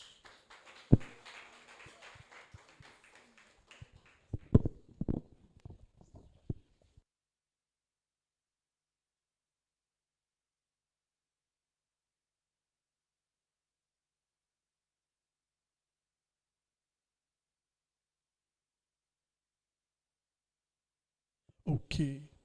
My name is Donald Singh. I'm the product manager of Switch. I would like to talk to you about Switch and what we have in Switch. Switch is a platform that enables you to be able to communicate to your customer by various channels and also be able to verify your customer by WhatsApp, email, voice, and SMS. So I'd like to tell you what we have new on Switch next week. So we have a new feature called sub account. This allows you to be able to create multiple accounts. This will allow you to be able to create multiple accounts for your organization. Let's say, for instance, marketing and developers are not always on good terms. The marketing team and the developers team are not always on good terms. So you can create a sub account for your marketing team. You can create a sub account for your developer team. And each of these accounts will have their own individual wallet system and also API keys. Next slide, please. Now, we also have a new feature we call secure login. This allows you to be able to hide your API keys. Like I said, marketing and developers, you guys don't want to sync, so you don't want somebody to come into your app and then change your API keys. Also, we introduced a new feature called 2FA that helps you to secure your account on Switch using our Temai Go app. Please, next slide. Next slide. Okay, so we have also improved our report system. With our reports now, you can be able to generate reports for wallet history, your campaign history, and also your SMS history. And this work fantastic well, like it is as sweet as everything. Please, next slide. Okay, thank you very much, and please join us and also join us to change the world and communicate with your customer by signing up on temai.com. Thank you.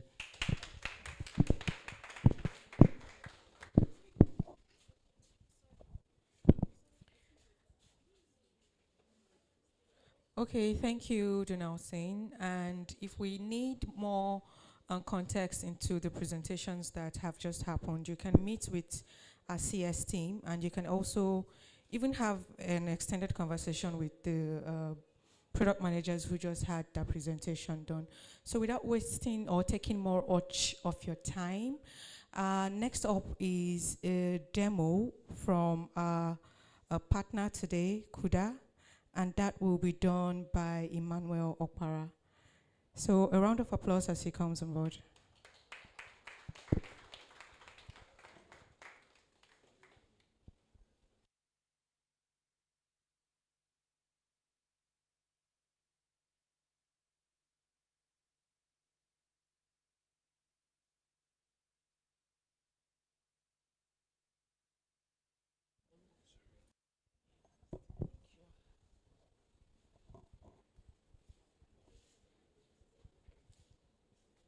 Yeah, good afternoon, everyone. I'm not used to mics. Okay, so I'll be running us through, not really a demo, so I'll be opening up a Postman document here. So yeah, I'll be running us through the CUDA Open API. So yeah, the CUDA API, the Open API was basically built originally to extend, functionalities around, banking services to, partners, to licensed, institutions, basically regulated guys. And over time, basically, we had lots of, basically lots of changes, lots of, you can hear me clearly? Is it clear? Better? Oh, thank you. So yeah, we've gone through, series of, changes with respect to, the API structures or, the features we have on the system. We've gone through changes around, the onboarding process. Can you go to the login page? Sorry.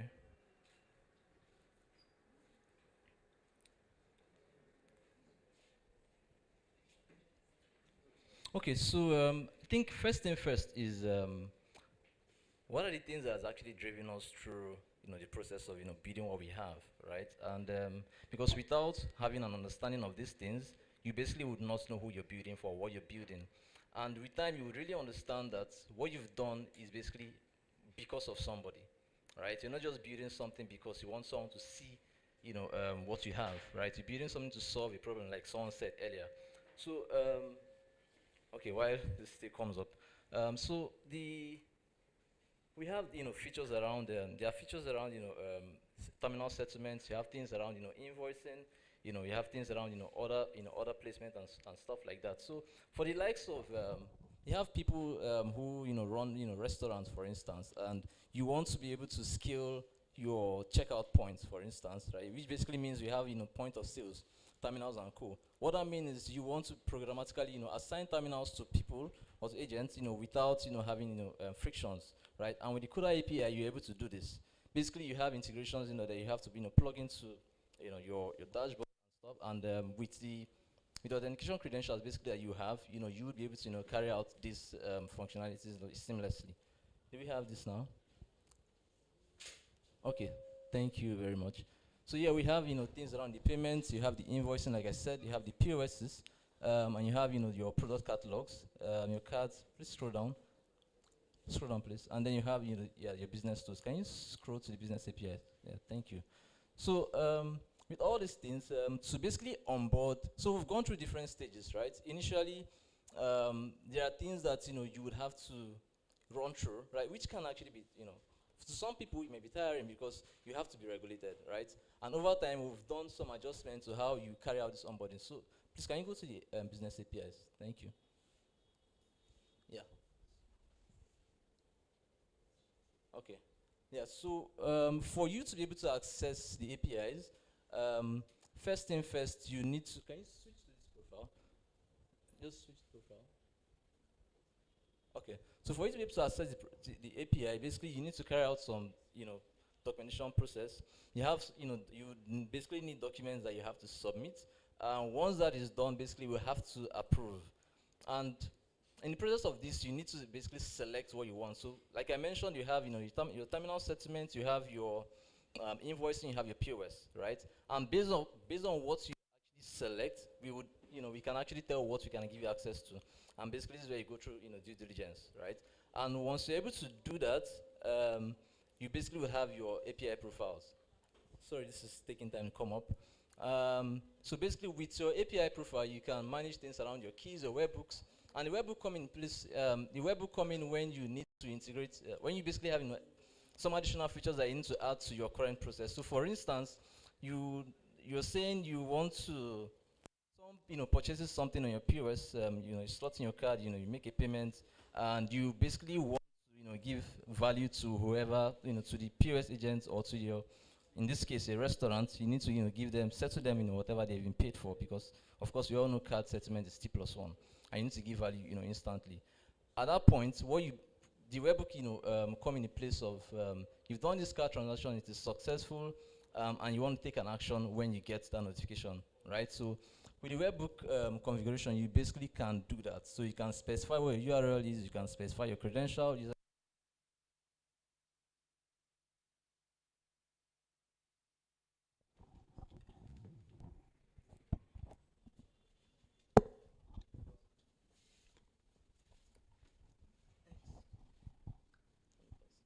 so yeah, so with your webhook configurations, you basically can have access to, those additional features that you would want to do within your own control. Can you go to the documentation, please? Thank you. Yeah, thank you. All right, so there are things, so with the APIs, there are, variations of features that you can actually have. You have your account transactions, which basically includes things around, you want to check your balance, you want to view your transactions, you want to create, more, settlement wallets, right, or collections account, basically, which basically means you have X number of POSs, for instance, and each POS needs to have an account that, that basically reconciles, it's whatever transaction, that terminates on it. Yeah, so you basically can use with the account transactions APIs and features. You basically can have access to the list of those APIs. So basically, you can carry out balance checks. You can carry out account creation. You can carry out of course single transfers and stuff around that. You can collapse that. Thanks. So yeah, you have your payments. Please expand that. Yeah, thanks. So we have bills, for instance. If you want to, so you're offering bills payments, right? You want to be able to purchase bills pragmatically. Of course, as a regulated entity, you have access to the bills payments, which means that you can, purchase, whatever bills that we have on our system. Yeah, scroll down, please. Thank you. Yeah, you also have, access to gift cards. You can carry out, bulk payments through, of course, through the APIs. And basically, there are companies who basically have, of course, their own internal processes that warrants them to carry out, things around, major or multiple payments. So the bulk payments API allows you to do that. Can you go to instant settlements? Thank you. Yeah. Thanks. So yeah, to wrap up, I think I talked a bit about the CUDA instant settlements, and which is basically one of the primary features that you have people request for. Of course, I mean the regulated entities and co. So, and this has been major problems for some of these agents over time. And what this means, like I explained, is as a business you need liquidity, right? You are making sales, in your restaurant or your superstore, right? And you don't want to wait till the next day to get your funds. With partnerships with PSSP companies, and we can basically give access to people like this. So you carry out the transaction, you get your funds instantly, and all this is being powered by the CUDA instant settlements. Yeah, I think okay. Let's go to the API reference. No, you can go back to the API reference. So to one of the things that has driven, the changes in what we have in the documentation is usage, basically. So we have, so a couple, customers who will tell you, oh, this thing, I was the reason why this thing is here. I was the reason why this stuff is there. You guys should give me credit too. And yes, it's very understandable because, like I said, you don't build stuff because of you. You're not building and then saying, oh, this person would need this. You're building because there's a demand for it. You're trying to solve a problem, right? And this has led us to changing a couple of things around documentation. This is basically a new documentation page. There was an existing one earlier on. Can you go to the API reference? Thank you. No, go to the docs. Thanks. Yeah, let's go to getting started. Yeah, go to request structure. I'll just talk about that. Thanks. So yeah, one of the things that we tried doing is to ensure that you can easily integrate the system, because over time, you have people saying, oh, you have to, carry out, AES RSA encryption process, for you to be able to, communicate to the system, without issues, right? And there are, a number of languages that, out there. You have Rust, you have, React, you have Vue and co. And you can't really cater to, everybody, right? You can't, things are evolving, right? And with that, we had to, of course, adjust, some certain things, brought up, new kinds of authentication process to ensure that the ease of onboarding is achieved, right? The time it takes to integrate the system and basically get in business, is reduced, right? And that led us to, having, different versions of authentication, URLs. Yeah, I think right now we're on like 2 point something thereabouts. Yeah, so with respect to the request structure, one of the things we also did is to ensure that you can have a certain format for everything. So all you need is passing this. Just scroll down a bit. Thanks. So basically, all you need is passing a service type. The service type basically tells what exactly you want to do. For instance, you want to view your collections accounts, or you want to check balance of any of your collections accounts, or a sub account. You want to create an account. So basically, whatever that is, and there's a list of service types there. All you need to do is basically to put in whatever it is, and you have your request reference. Basically, this just tells you how to identify what basically what you know as basically how to identify what you're sending to us. So the request reference helps achieve that, and then your data, right? That basically just tells you whatever you want to do. It could have like 5 parameters, 6 parameters, but whatever the case is, you basically need to confine that into that the data payload. So basically, this is the structure you need to basically make any API call, right? The only thing you're changing is your service type and your payload, but the structure remains the same. And with time, we've gotten feedbacks around how easy things has been so far. And of course, with all these things, you can't build something and lean back, right? You're always listening. You're always seeing if your customer is happy. I don't feel comfortable if I won't feel comfortable if I don't hear from my customer. No matter how stable the system is, I need to know, because sometimes people can be silent because they're tired of the service. People can be silent because they don't need to come back to you because things are fine. So, and this is where our relationship management comes into play, right? So for every customer we have, there is always someone to attend to their need, and this is basically with all these things, it is easy to communicate. It's easy to know what is actually happening. It is easy to understand what the customer is saying. It's easy to help them identify what they need or what they are not doing right. And I think I'll stop here. This is the docs.coda.com is the URL for the documentation, and go back. So you just go back to the overview. Sorry. Overview. Go to the overview. Go to education, sorry. And environment. So, okay, maybe you shouldn't bother. So basically, this is where you go to get everything you need to connect to the APIs, and for your dashboard, you can always go to business.coda.com. You can just go there, and basically you can sign up, carry out a due diligence, and basically you can have everything you need to basically access the Coda APIs. So I think that'll be all. Thanks. So thank you very much, everyone. Yeah.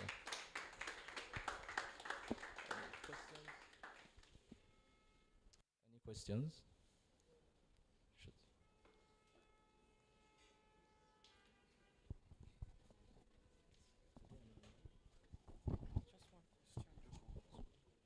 Good evening, everyone. Yeah, so first of all, I'll actually commend Kuda because I've been using your services for a while now.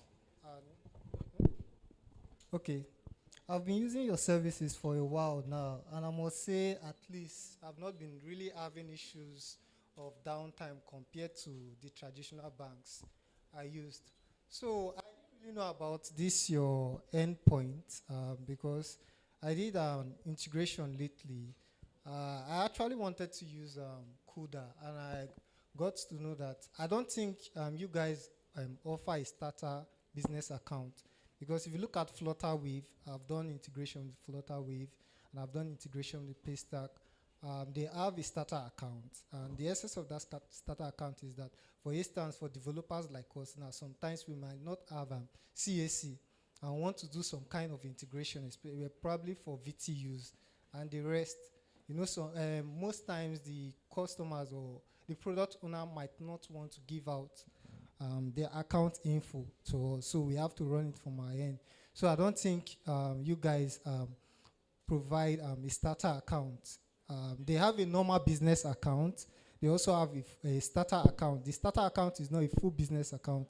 And another thing I want to ask is that if, for instance, I'm trying to integrate your endpoint for the betting service, because I saw your betting service there, the endpoint I'm calling, is it going to come with the commission? Is there any commission that is tied to it? So I want to know if there's any commission that is tied to it based on the endpoint for the betting service. Will I also be able to pull the commission for it? And also, if I'm using your endpoint for utilities, let me say like cables and the rest, does it also come with, can I also fetch the commission? I don't know if you understand what I'm trying to say. Okay. And lastly, I guess this endpoint I'm seeing is strictly tied to business accounts.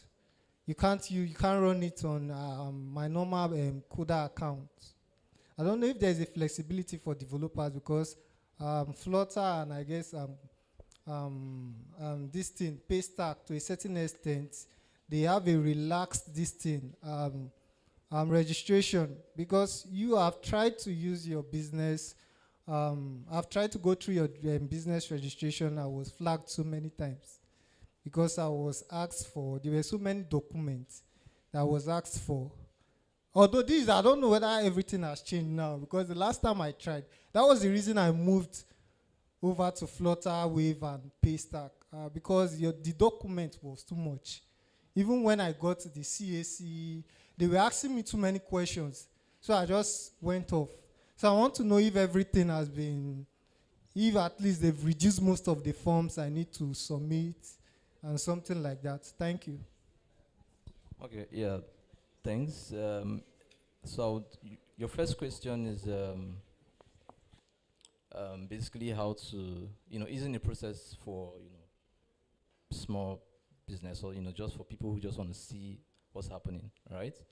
The second question is around bills commission. That's all, right? Okay. So are you live on Paystack and Flutter?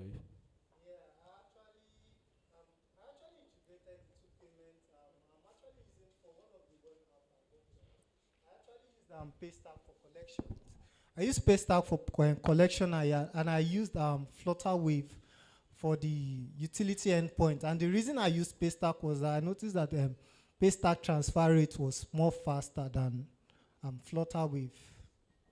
All right, yeah, thanks. We'll send the feedback, but before now, we literally had something like this. Yeah, you come into the system, you have your test keys, you do whatever, you understand everything, right? And then you request to go live, right? But over time, we figured you would have a lot of people who basically are not licensed, and they get to the point where they want to go live, right?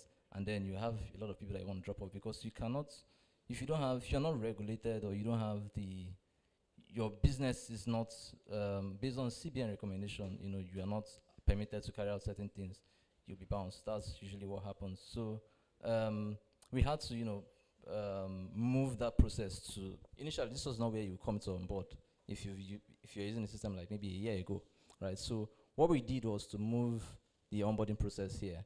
And what that means is, before you have access to the APIs, right, we want to believe that you have an intent to do, legitimate business, right? You need to register and, carry out, due diligence. But with respect to, reducing the friction and all that,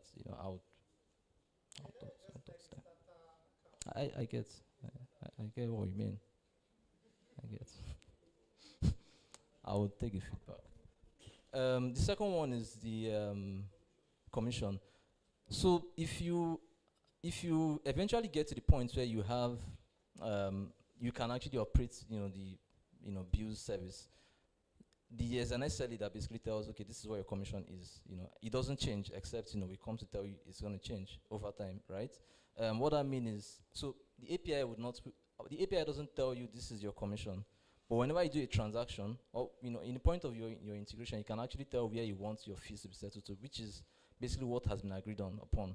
So it's more like you're calling an API to get something that you already know, right? If you say your commission is 2%, for instance, right, it doesn't change. So if you're calling the API to get the same thing that you know, I don't know if you get what I mean. But I think commission changes, or if I'm not wrong. That's why I said if you.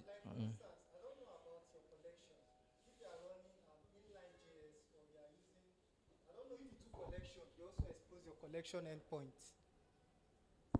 I don't know if you do that. Yeah. So for the commission I'm talking about, for instance, probably if I'm buying an MTN card, I'm using VT Pass or I'm using Flutterwave. If I'm buying 100 naira, there's a commission that comes with buying at 100 naira. Yeah. And if I'm buying 500 naira recharge card, there's also a commission tied to it. So it's dynamic, it's not static. Yeah.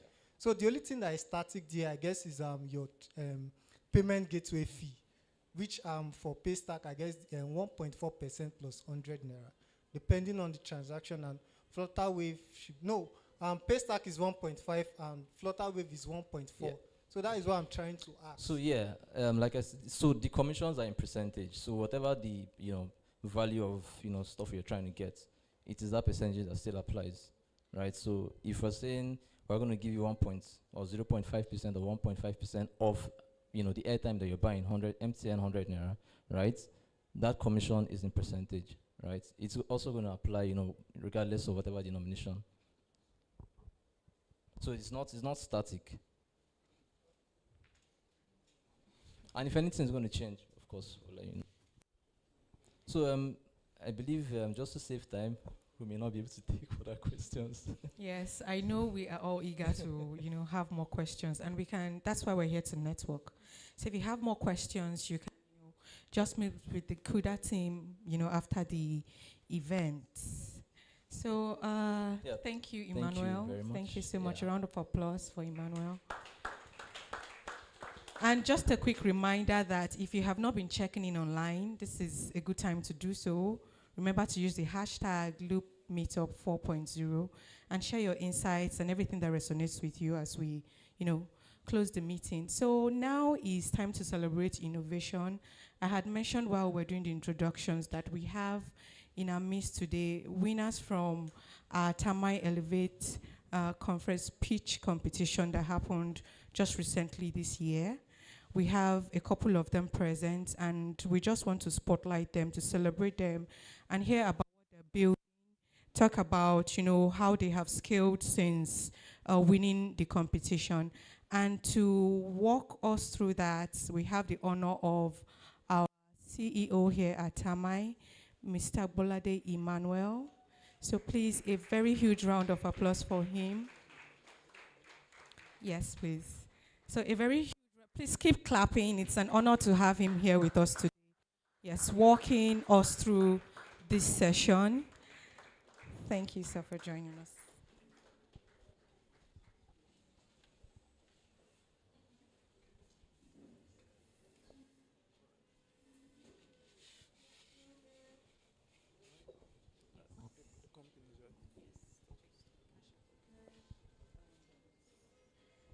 Okay. All right. Thank you very much, Cecilia. And I want to thank, first of all, I think before we continue, I want to thank everyone for coming around. Thank you so much. We appreciate you. I remember when we started, I thought about this loop. I thought about having a developer community at that time. And it was just an idea, basically. I was like, I wanted something to be different from Temai completely. So that's why we even branded it differently. Because I wanted other brands to be able to leverage the platform to showcase their products, network with the community, and just build a community that can thrive on its own. And the community now is I think we have over 600 developers in the community. And we've had several partners, Piggyverse, Paystack, we have Kuda Bank now. And so I'm very grateful for the Kuda Bank team for coming around. Thank you so much. And I really hope that you've really used their product and learned so much. Actually, we also use Kuda Bank too as a business. So I think it's good. So thank you all also for coming. I think we'll just go right in. Before I introduce the companies that would come out, I also want to just talk about the product that we launched, right? I'm not sure that we did justice to it, so because people were not really excited about it, but we recently launched Sotel. It's a big deal, actually. So the reason why I want to talk about it is because it's a big deal, right? Because we literally had to test across multiple countries, right? Most of my team don't even know this, right? So we had to go test in Canada. We tested it in UK, Europe. We're just going. It was just like testing in different countries, Paris, France, basically, just to see that it works, right? And so that we don't tell stories that touch, basically, right? So it's a big deal. We've been on it for 2 years now. Licenses back to back with the regulators, you know, cost us so much, right? Just to launch a single API, right? Just to do a simple thing. So sometimes you see the final product, but you don't know the business side that has gone behind it to make it work, right? At some point, it was frustrating. In fact, at some point, I said, you know, we're not doing this thing again. Why? Because when I checked my bank balance, it was just going down, right? Just to launch one single API, we had to spend so much, right? You know, it's one of the most expensive product we've ever done, right? And so we are hoping that, you know, it's worth it, basically, of which we feel it is. Why? Because there's a need for it in the market. It's not just eSIM that's going to be launched. We're also going to have branded SIM at some point, and then we also have the license. We've not said this publicly, but we have the license actually to. We have the license right now to become a telco, basically, right? So you're going to be seeing quite a number of things. We just started with eSIM, but you see quite a number of things, as much as phone numbers, basically. So you see quite a number of things, and you could do quite a lot of stuff with the product. So we are being careful how we come into the market, right? So we're taking it small by small, right? So I know my business, my head of business, like, guy, just keep quiet, you know? So, but, you know, we're doing it step by step, right? But you begin to see a couple of things roll out because, you know, we have to be careful. Because we're competing with big boys, right? So we have to do it slowly. But yeah, so it's a big deal, and I hope that you engage the product. If you ever find, and when we say it works in different countries, it's not just outside Africa. So even if you are going to Togo or Ghana, right, it works, right? So it's not just outside the continent, basically, right? And it also works in Nigeria for those coming into the country. So you can also use, you know, the eSIMs basically within the country. All right, so that's that. I want to introduce the guys that are going to be. Sorry, give me a second. Okay, so we have Cash Africa, then we have Supplier, and we have Right Fraser. So those are the companies. I believe so. Hope I didn't miss the other. Yes. I think we also have. Okay. Do we have Sukuk? She's not here, right? Is this Suka or Suk? Okay. She's not around. Okay.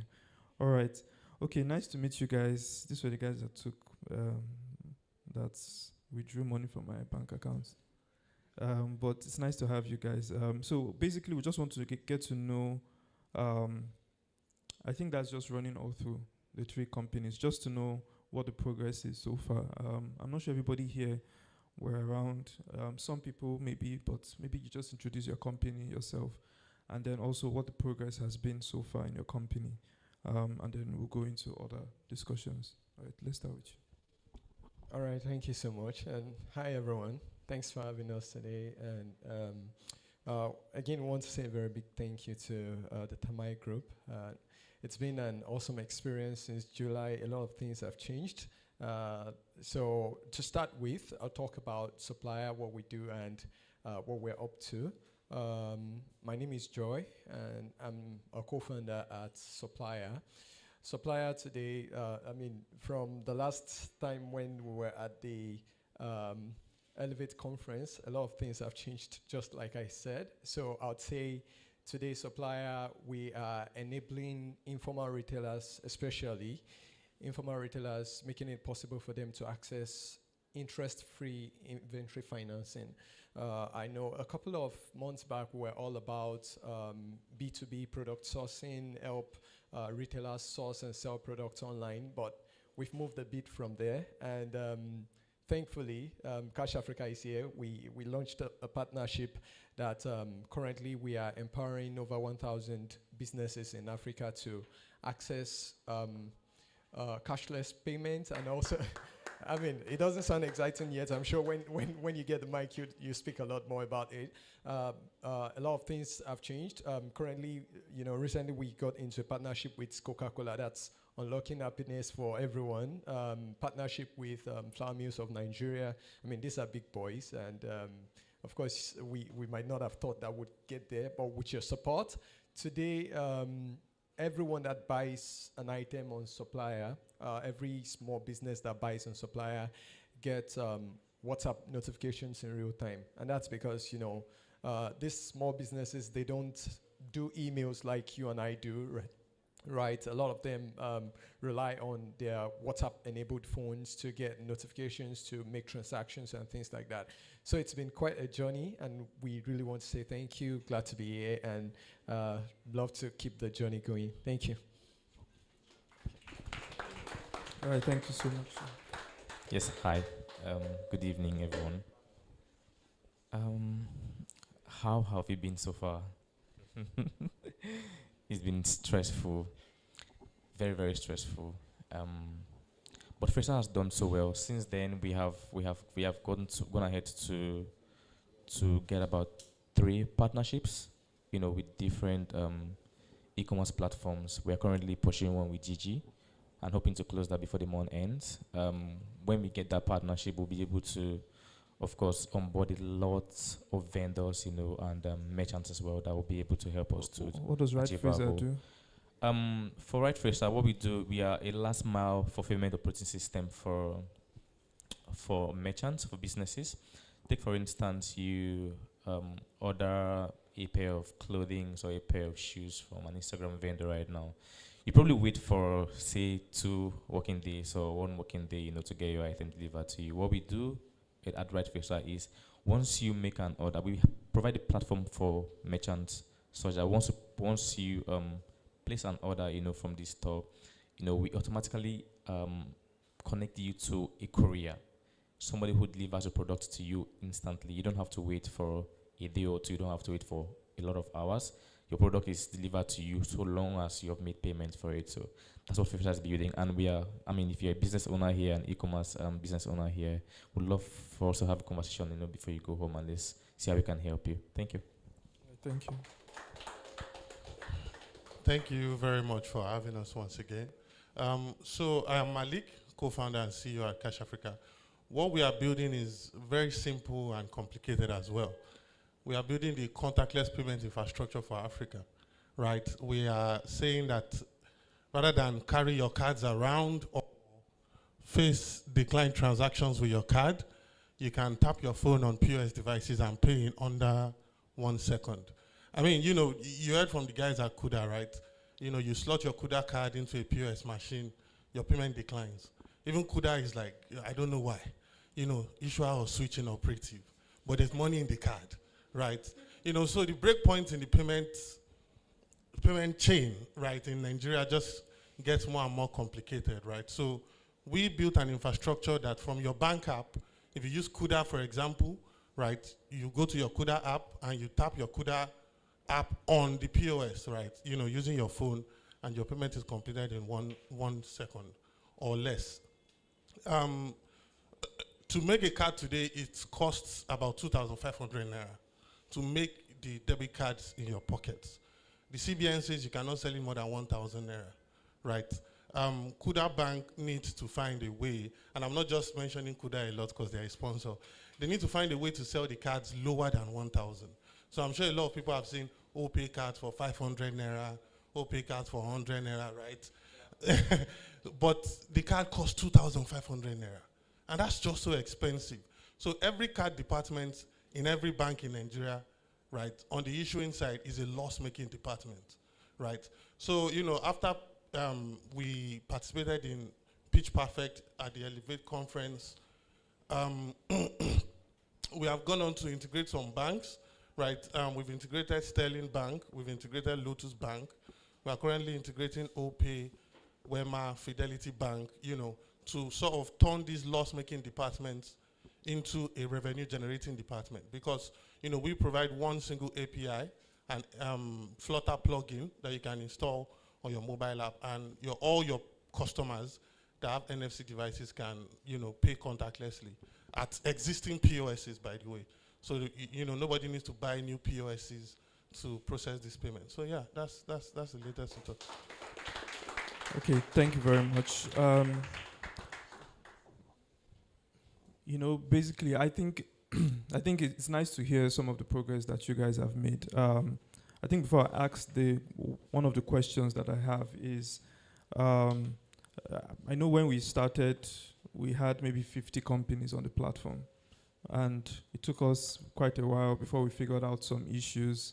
We figured out what the problems some of the companies were having, and the new companies we're planning to onboard. We figured out we asked questions, we took some of their feedbacks, and it worked for a couple of companies, and we noticed that developers started recommending APIs to other companies, and from 50 became 500, 1,000, 2,000, now 20,000 businesses, and ranges from banks to microfinance banks to fintechs, all manner of companies and businesses. So basically customer feedback was a very core aspect of scaling that, So I think the question would be, what are some of those feedback that you guys have gathered from customers, right, that has made you successful as a business or helped you to scale or to even pivot or figure out something new and unlock another market, because I remember that we started with emails and then we unlocked SMS, then we unlocked WhatsApp, and now we've gone on and on.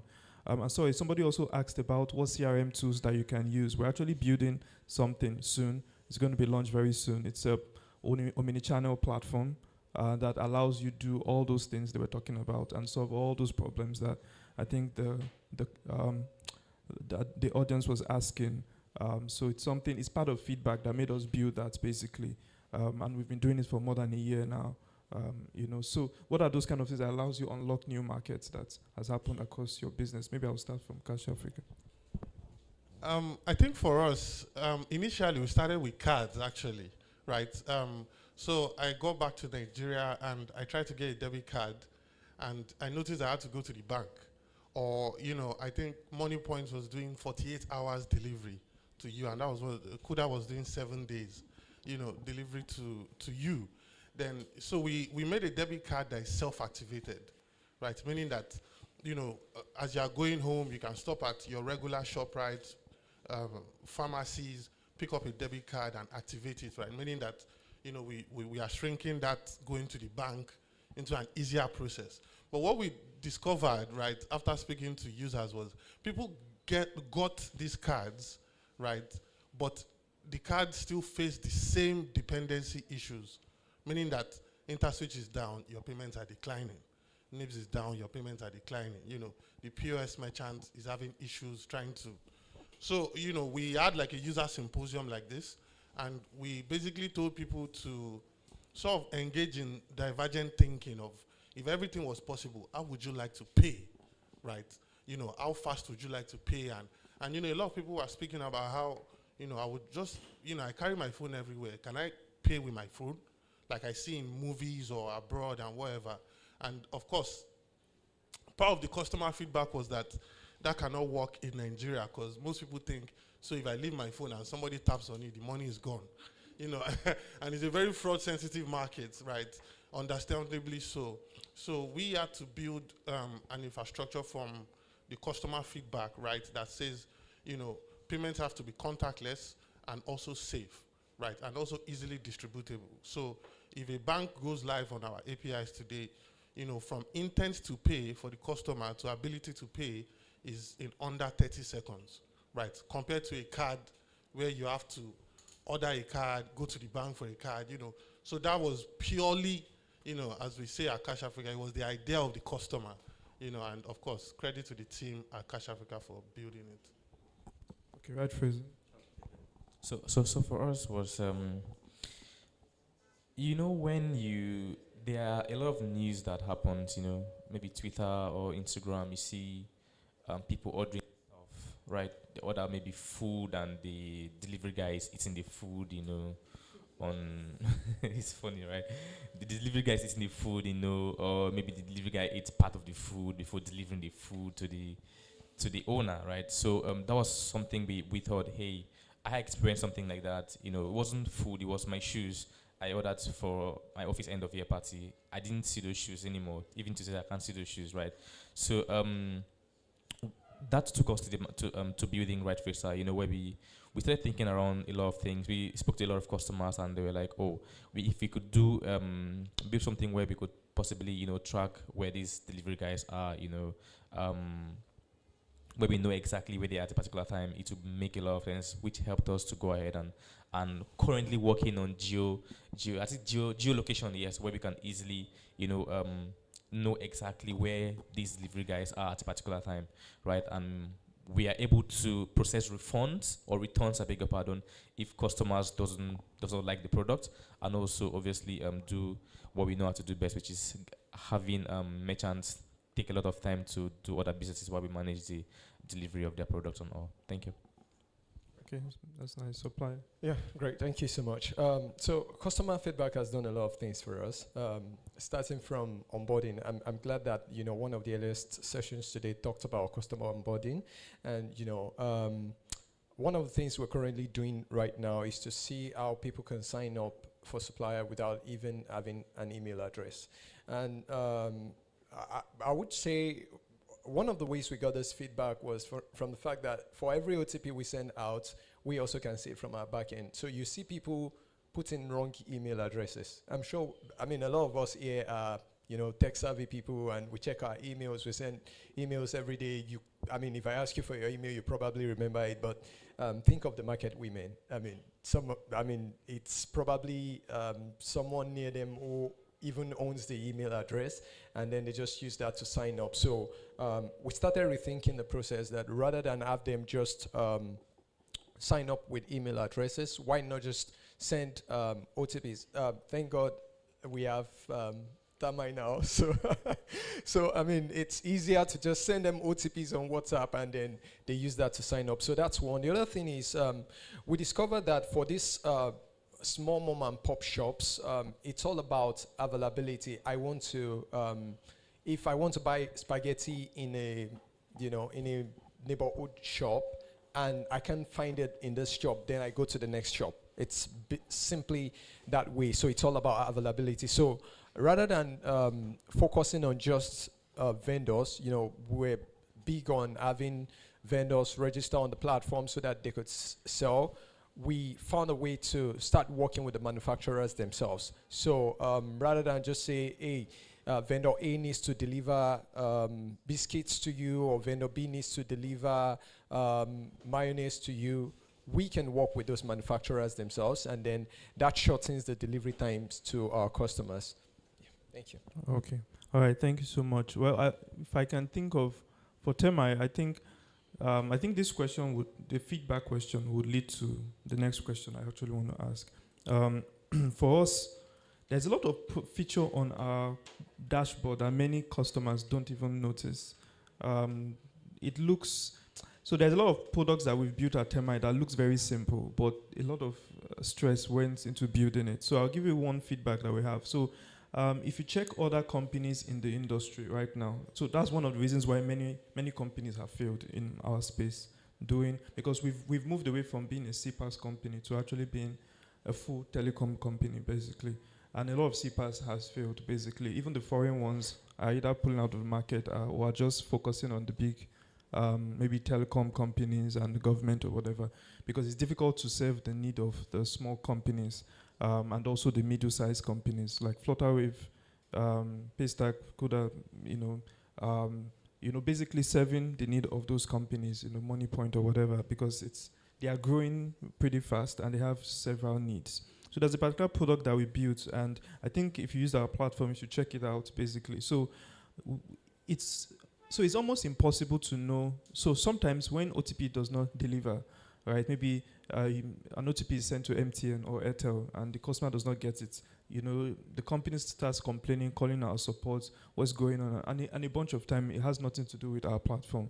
It's the third-party platform. It's probably MTN that's having a downtime or Airtel that's having a downtime, right? And for a long time, people have been trying to figure out what exactly is the issue in real time. Like, how can we mitigate that problem and know ahead of time? So we have to build a dashboard.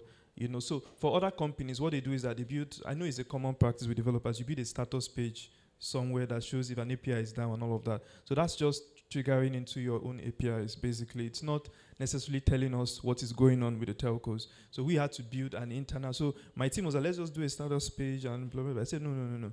That I want the customer to know what is going on with the telcos directly, right? And they were like, how do you want to do that one, right? So the point is that we had to now enter, so we had to do a couple of things, which cost us money, right? We even had to, part of it was licensing. We had to go, you don't even want to know, what we've done on licensing. Like, we don't even want to say it on the mic, basically. But the point is we had to get licenses, we had to get integrations to, right now we're integrated to all the telcos, basically, right? So we had to do all of those stuffs. We had to plug our system into their system, right? So that you get to know when Airtel is degrading before it finally degrades, right? Because it doesn't happen immediately. It starts small, right? So they'll start failing a little bit, then it starts failing, right? So you can get to know that, oh, Airtel is degrading right now. So your percentage, the company that actually uses that feature very well is Money Points, right? So Money Point they disturb us a lot. So they use that feature. They literally can know when the telco is failing. So from 100%, it drops to 90,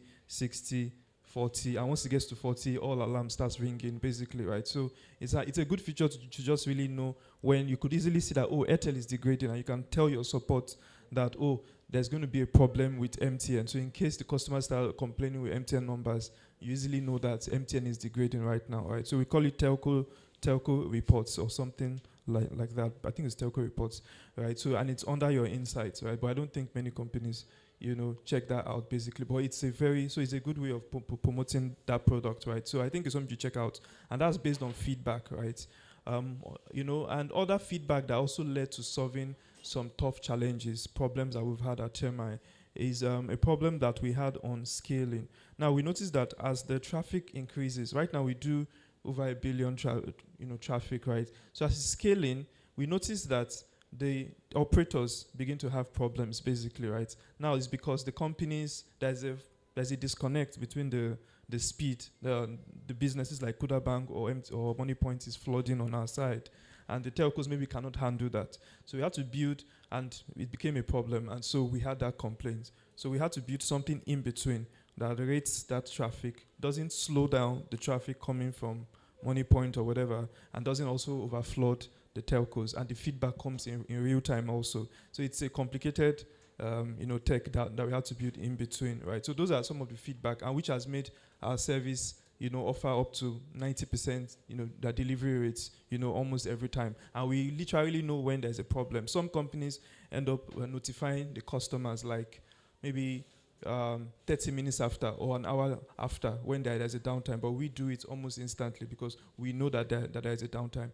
So that leads to one of the final questions I will ask you guys is, what are those challenges that your business has faced that feedback has solved, basically, but that you are also, or that you've not really solved right now, those critical challenges, not just the success that you've done, but that some key challenges that you're even having right now, and that you are using customer engagement to really, detect some of those problems, or it has reviewed some problems that you've had to face in very, very tough, difficult situations that could have even killed your business, and that you had to just, think on the fly and provide, key solutions. So what are those kind of problems? Thank you so much. To start with, I would say, we're not really dealing with a lot of tech-savvy people. So I'd like to say that most of our customers are people who only probably know how to use WhatsApp and, do simple tasks like make a phone call, type text or something. So what we started doing was, or what we're still doing now is to have a community-led approach. And for us, community is everything, right? When we wanted to start the partnership with Cash Africa, for instance, because we've established a WhatsApp group where all of our retailers are present, we're actively engaging with them. It was easy to ask them, hey guys, we want to be giving you free POS machines. I mean, Malik, I'm sure you remember this whole process of, so after some time, we shared a Google form with them, just put in your phone number, addresses, and a lot of them were still not doing it until when we went to them to, okay, have a one-on-one chat, enter people's DM. So what am I saying is, to start with, customer feedback, I believe that is the backbone of every business that is going to thrive. I mean, we think of our customers as our partners, right? We think of them as a part of our community. We think of them as, if they don't exist, then there's no business we're doing. So we use those feedback, and the way we gather the feedback is we make it as low level as possible to the point that almost anybody, I mean, even if it's pidgin that this woman understands, then we can communicate with her in such way. And now to also think of the part that maybe could have, there's this part that we've not been able to sort out, and it's still all around product availability. Why do I talk a lot about spaghetti? It's not like I like spaghetti, but it's becoming gold in our economy today.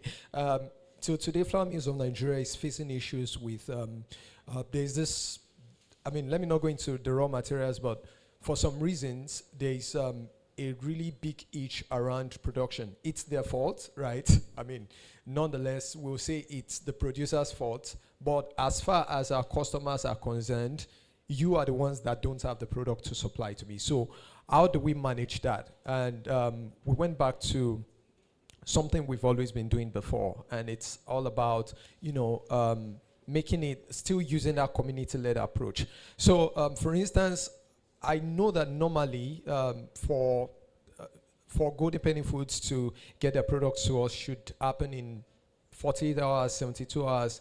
But you know that with the current situation around scarcity, a lot of demands more than what the supply can even cover, it means that you might not be able to deliver in a week. So what do?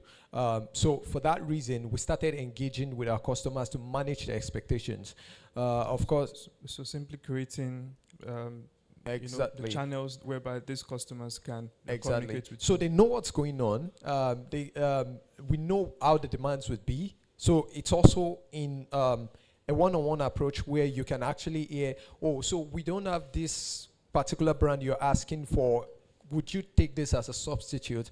I mean, it needs to be that granular. So I think that's so was this critical in killing your business? Yes. Okay. I mean, if you don't have the product, I wouldn't want to mention some of our competitors, but Omni Retail is everywhere already. I mean, if you can't supply to them.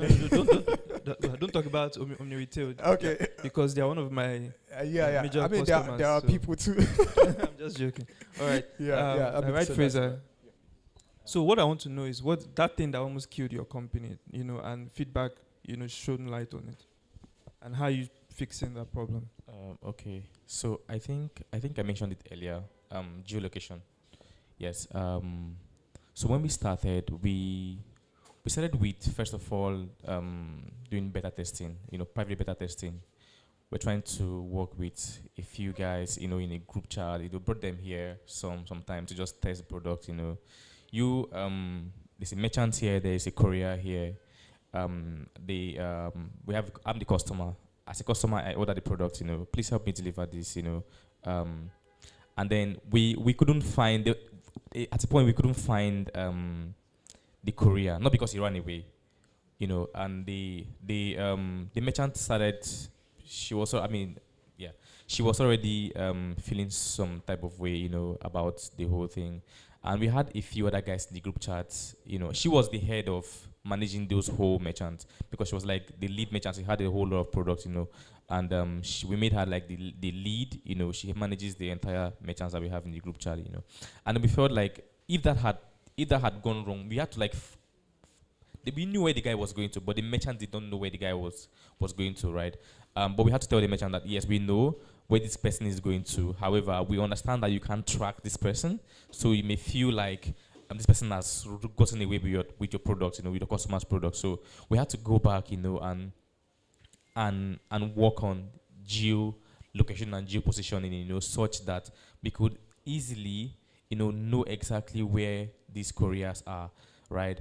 And to track them, so that again, merchants don't want to give you their product. We are not the first people who are going to be building a delivery service, though. A lot of people have done that, right? So what's making us different? Why are we different? So we have to bring that in there to ensure that. You're saying geolocation is one thing that can kill you. Absolutely. Okay, just 1 minute. Sorry, because of time. What's that one thing that almost killed you guys, or that is killing you right now? Yeah. So for us, we are a two-sided payment solution, right? Meaning that there's a chicken and egg problem going on. So I think one thing that almost killed us was the merchant companies saying that if the banks have integrated it, they would integrate it. Then the banks saying that if the merchant companies have integrated it, they would integrate it. So, there was sort of like if they go first, then we go first, because people have where to tap to pay, right? And the merchants are like, well, I would give you where to tap to pay if the banks are already on it, and they have, of course, 5 million users, 7 million users.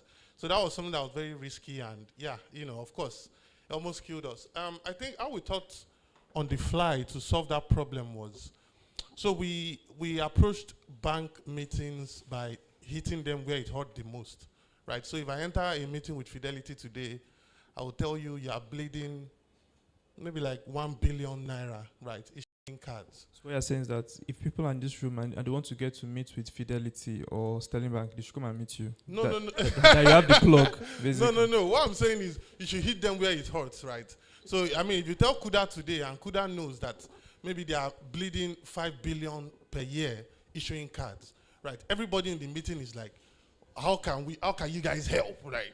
What can you guys do differently? So we're like, well, integrate this API and this, plugin, and, that can reduce your burden, to a large extent. And they're like, okay, yeah, this can save us cost. And, this can help us generate revenue instead of making losses. So that sort of was our solution on the fly. And thankfully, right, the annual reports of these companies are available publicly. So you can see how many cards they issue in a year, how many staffs they dedicate to card issuing, things like that. So being able to, we sort of just thought of that on the fly, like get this data, refine this data, then, show it to the bank. And of course, it's their own data. So they're like, yup, I know how much I'm losing, and if you guys can help. I think that's ingenious. That using their own data against them basically helps, right? Okay, that makes sense. Okay, so just because of time, I think I just have 2 last questions. We'll be very brief with those questions. I think one of them is, I'll answer the question for my own company because I'm also using this means to advertise what we do.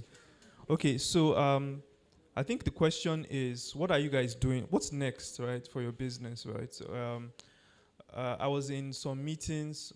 Okay, let me not mention that, but I attend quite a number of investor meetings and all of that, and they are all talking about what's the next thing, the next industry. I think many investors are already tired of fintech, and so everybody wants to know what the next thing is. Me, I feel the next big space is telecoms, right, globally, because it's embedded in Nigeria. Go and check. Telecoms contribute, I think, more than 15% of Nigeria's GDP, right, and so. That's why you see the government is always after MTN and the rest, right? Because that's where the money is coming from. So telecoms is actually a very key industry. And now the telecoms want to become banks. The banks want to become, telecoms. And so we now said, why are you guys fighting? So we entered into the middle and we told the banks that we can make you become what? Telcos, basically, right? And so that's why we built Sotel there, right? So we're providing those APIs for the banks and the fintechs and everybody and say, you guys come and become telcos and fight it out. So why we are making the money in between, basically, right? So that's the point of Sotel, right? And that's why we built out those innovation. But there are also other spaces where you have AI and all of that, and that's the next big thing in the mouth of all the investors. Every investor I go to now will say, how is AI being embedded in your system? What are you doing next with that? And that's why we're building something we call no, let me not say it, but basically we're actually building some stuffs around that. So for your business, each of you, right, just in few words, what are those features that people should watch out for? What are you building next, right? I think Kuda has talked about something that they're doing, but you guys, what are you doing next for your business? Or how is your business going to evolve, in the coming years? Yeah, so currently today, I think the closest goal for us that is next is that every single place that you see a money point POS, you can tap to pay.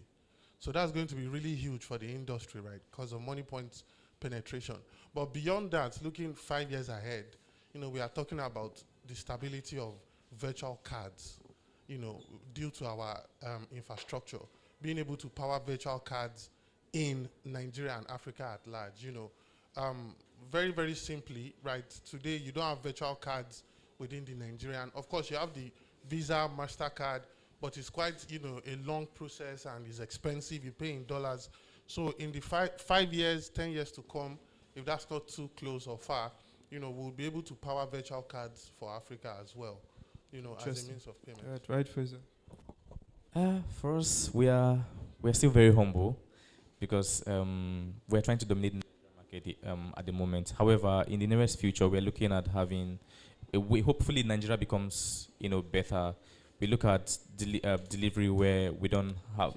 You are very hopeful. Very, very hopeful. The Nigeria becomes better. We're looking at having your delivery such that I don't remember the name, where we can fly things to you easily in your location. Drone delivery, yes, drone delivery. We're looking at that in the nearest years, and hopefully Nigeria becomes better. Don't forget. Interesting. So you want to become like Zipline? All right. Fantastic. All right. So I'm not going to be.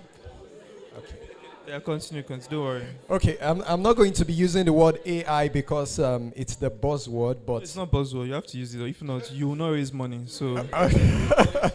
All right. So, but what we're building next is AI-powered credit scoring for informal businesses. It's simple, right? If you go to Yasikira on the street, she probably doesn't have a business bank. She doesn't have Kuda Does it business. work? Does it work? Yes. Yes. So the idea is right now we have made our vendor platform open. Anyone can sign up. Anyone can sell anything. We're using first-party transaction data to actually provide credit scoring data. So AI is feeding on the data of what Yasikira is doing on our platform, whether she's buying or she's selling. So it's your own data, not it's proprietary. You're It's not plugging first into party. the bureau, the credit bureau, and all of that. Exactly. So that's exactly what we're building right now. Be able to train our AI model to understand the limits, credit scoring limit for each vendors and retailer on the platform. Okay, that's interesting. All right, that's interesting. Okay, I think the final thing on the list is what advice would you give, to other developers building stuff, right? Because I think you are technical, right? Yeah. You are technical, right? Not technical, but you're technical. Okay, all right. So, but we have guys who are technical and those are not non-technical. You're trying to build products and build systems. So, what are those advice you give them? Just few minutes, For me, the only advice I always give is that try not to die. Because it's only those that are still alive that get opportunities. All right. So, I've been in this thing for a long time. I just tried not to die until 2019. I did everything not to die, and God helped me, and so it was 2019, somebody finally had mercy on me, basically. So just try not to die because you never know what year the opportunity will show up, right? So just keep trying. If you have to go and work and bootstrap, do it, right? But don't just die.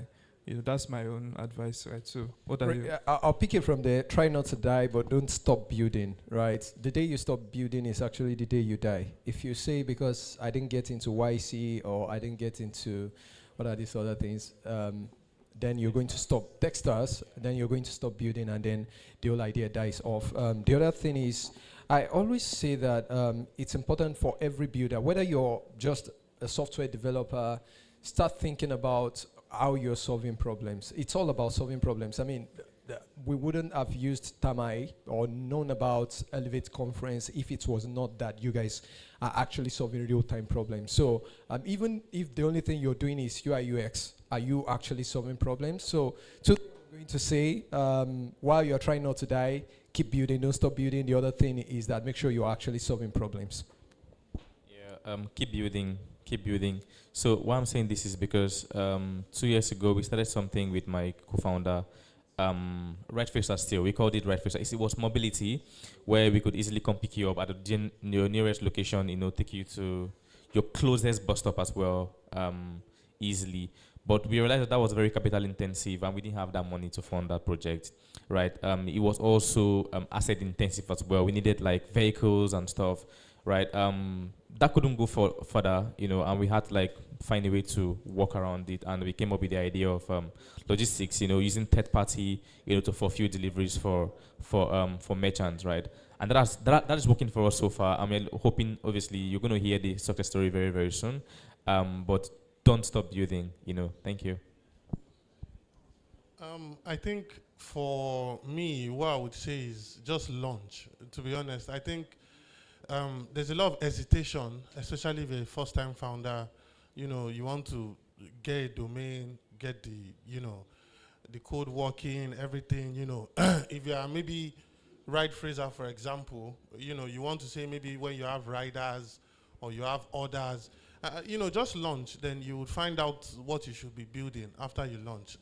You know, because you can be in your room, you know, doing a lot. And, you know, when you launch, you're like, oh, okay, yeah. So wherever you are, you know, as long, of course, you can put up a landing page, right, in 5 minutes. So put the landing page out and launch. And you'll find out that if people want it, right, it would accelerate your own product to market. If people do not want it, you'll find out what people want. And that's what you will end up building. So, you know. I think the short word for that is don't love your product too much. Yeah. That you don't want to share it with others, right? So try and share the product and take a leap of faith, right? So basically. All right. Thank you so much, guys. Thank you so much. Okay. Okay, so I'll just give, yes, you said, oh, pictures. Okay, let's take pictures before I give closing remark.